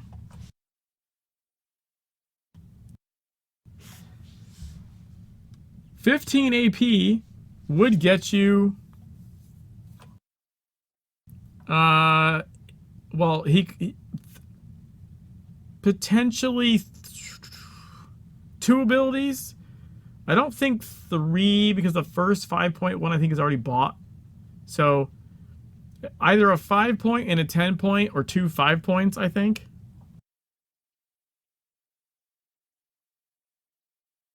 Making it seem like the browser some big feature, like it was nice at the time. It's like it's a web browser first and a game second. Well, no, he also seemed to think that because the built-in web browser wasn't there, they had to change the investigation to not require looking stuff up, which just is a bizarre conclusion to come to. I don't know where he got that from, if he got that from someone else, if he just arrived at that conclusion himself, but it's wrong. It's wrong and very strange. But yeah, how do you play a game supposedly to do some kind of review on it and never look at the skills, abilities, gear system, auction house, queuing system, loot boxes, sprints, pets? Like, how do you look at like none of the game? I don't understand how you could look at so little of the game in supposedly 8 hours. Go and find them, but honestly, I'm bored. Not of the story, that's actually quite good. I'm bored of the gameplay, the zombies slowing down progression, the boss fights being the same, the dialogue being ridden with cliches. I want to experience where this goes, but I don't want to go there the way the game presents itself. Secret World Legends mixes genres a little too much. It's an RPG, but it's also an alternate reality puzzle-based game, but it's an online co-op shooter, but it's... In what world is this game an online co-op shooter? In what other dimension, in what alternate reality is Secret World Legends a co-op shooter? The shotgun has gone to his head. It's literally just blown anything useful out of it. This game is not a co-op shooter. It's not a shooter at all. Like, what?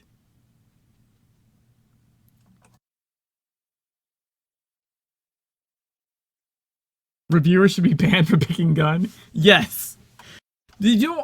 It's... Look.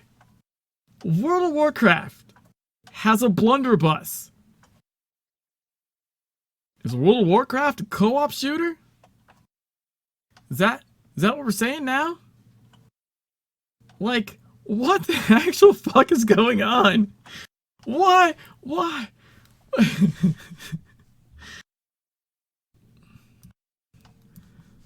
Not a co-op shooter.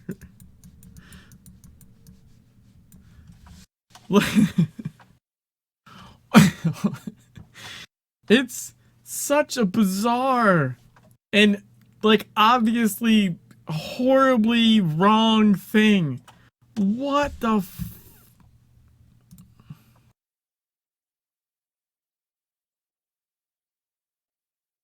well, that's a lot of undo buttons. Yeah. Also an MMO, but not really. It has started so many disconnected story threads that I've actually stopped really caring about any of them. Who am I? Yeah, except they're all connected.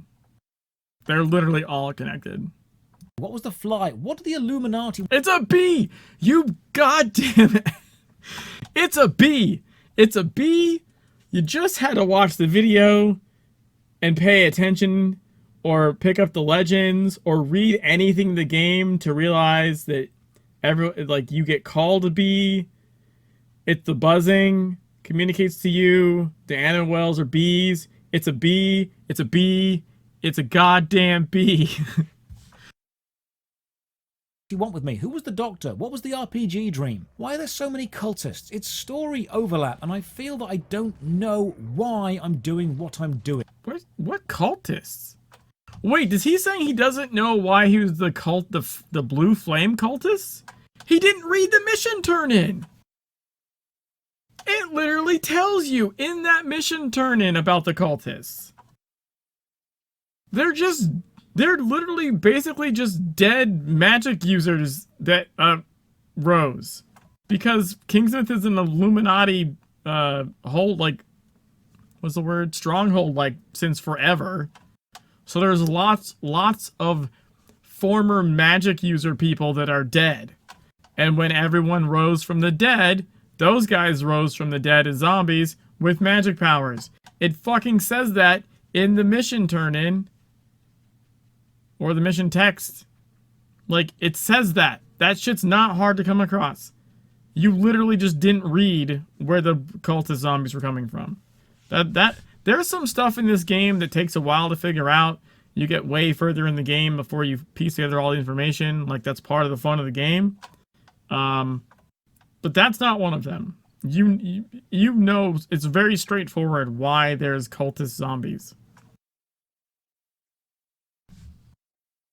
I'm sure they all loop back round and be relevant, but the gameplay experience of following the yeah, just running by another legend, not going to pick up that lore and, you know, read anything about the game or the fact that it was a bee and not a fly. Stories is subpar. I can see why you'd be interested in this game. The setting is cool. The idea of exploring conspiracies or occult references is neat. It's unique in the MMO setting. The modern day is something we don't see much in the online RPG space. But all that is just surface level set dressing. It's the icing on the cake. But the cake itself, the gameplay, the terrible program stability, the lack of combat variations, sporadic lag on interaction. Yeah, you know, that lack of combat variation would be way better if you bothered to level up your shit, buy abilities that did different things with your goddamn staggering amounts of skill points and ability points you don't spend because you didn't fucking look at those systems at all. Actions and movement, the floaty, gentle.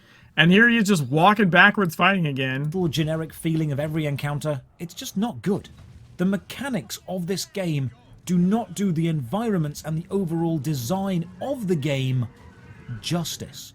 So, to end the review, I will award Secret World Legend. And from what I'm told, this is a joke. The way this ends is like a joke ending he does for them or something. Because also, I don't think the crash makes that sound. I think that was just for...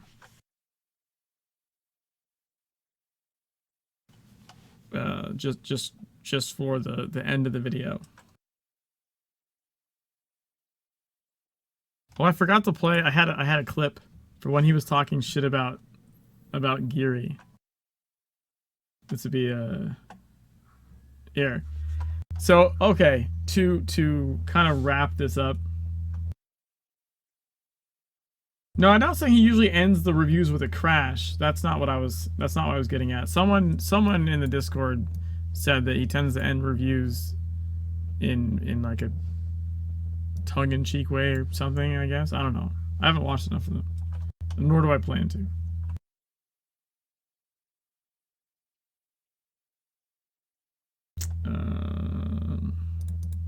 You're looking bad, and that's making me look bad. And that shit stops now. You're looking bad, and that's making me look bad. And that shit stops now. You're looking bad. Why does it keep playing stuff like that? It just keeps opening. Oh, I think it's because I had my foot on the foot pedal. Oh, I need to fix this. Alright. Holy crap, it's 2:38 in the morning. That went a lot longer than I thought it was. Did I spend 3 hours going over a half-hour video? Jesus Christ. Oh, man. Well, that was fun.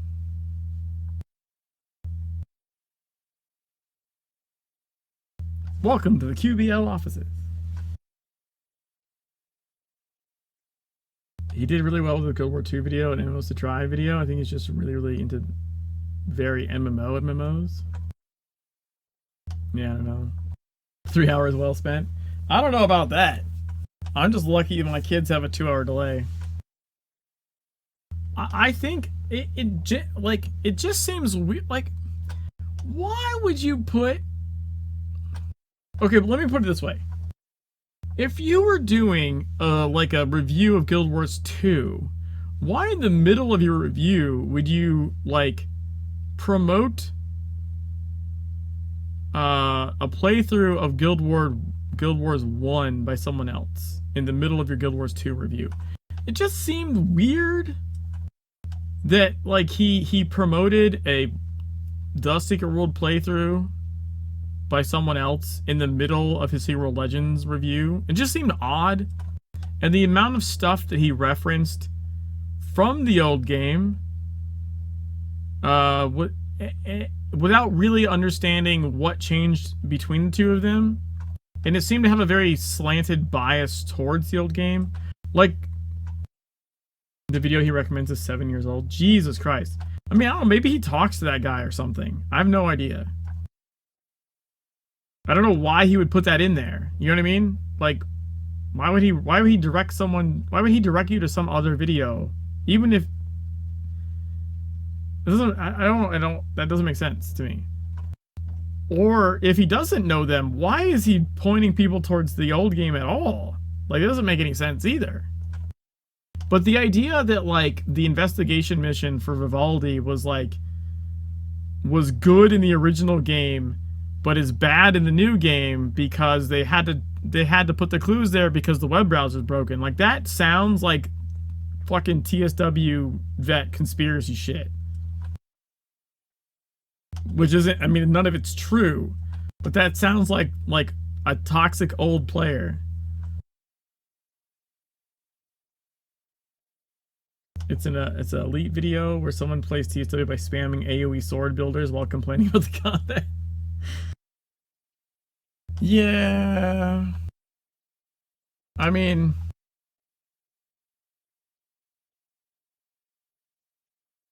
he's definitely was reading reviews and saw TSW vet. Also saw many people say gameplay just went with the crowd.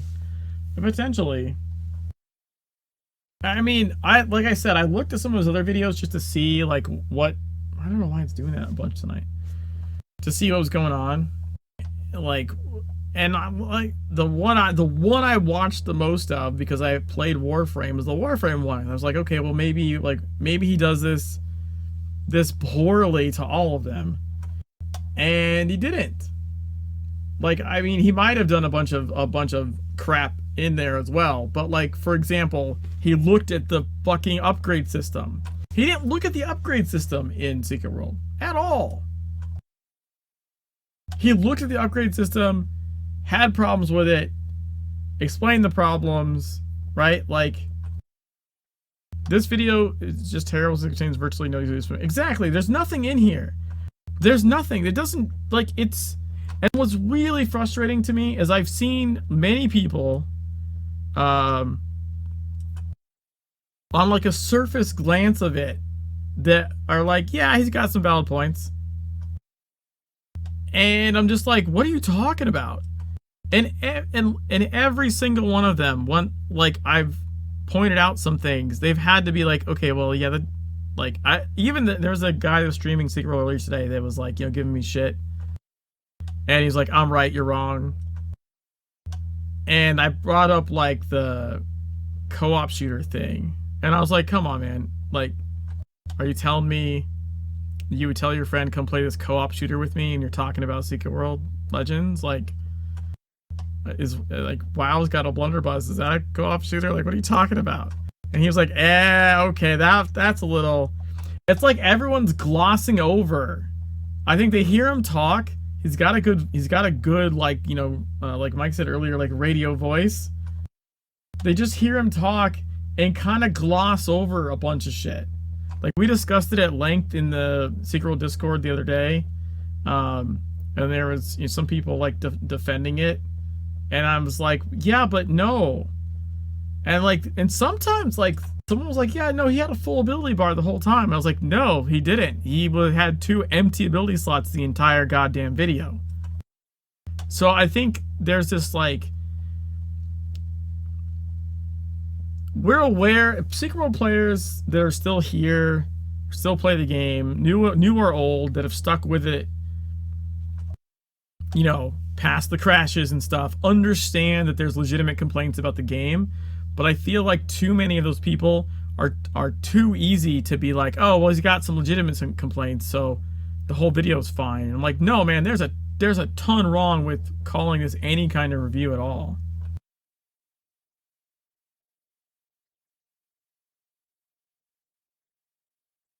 Yeah, this one, it's mailed it. It's like, dude, I don't understand.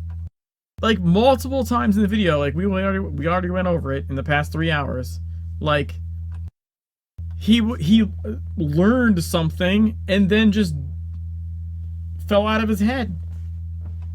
He learned how to upgrade his weapon with trash weapons. It makes the other one stronger. He says it out loud. And then later on, he gets an assault rifle as a reward and says, useless. This is useless. Never upgrades his weapon. At least that we can see. Again, he cuts around shit.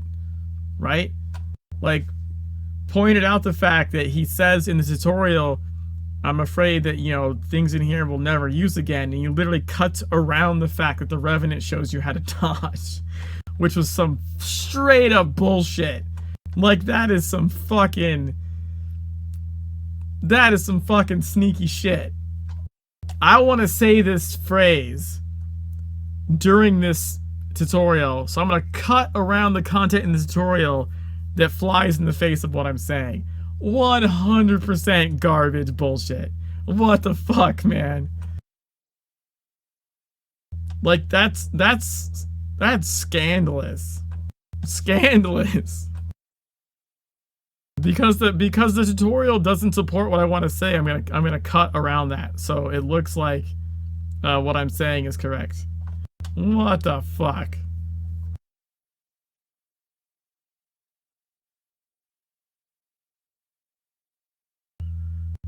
Anywho, it is almost 3 in the morning, and I should probably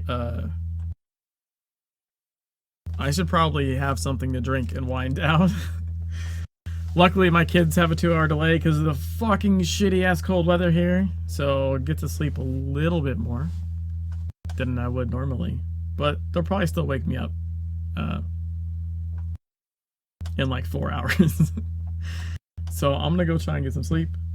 Thanks, guys, for hanging out. I appreciate. It was fun going over it.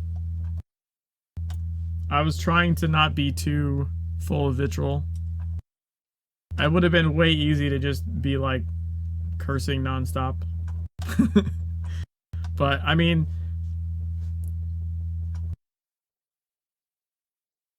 thank you, man. Awesome and cathartic stream. Thanks, Mikey. Yeah, we can definitely talk about this on 0 Point, by the way, like next week or something. But like, this shit was bothering me. And honestly, I've gone over it. I went over it and took notes, you know, and even this time, like, even this is less vitriolic than the notes. Like, I just needed time to process and just be like, it's whatever.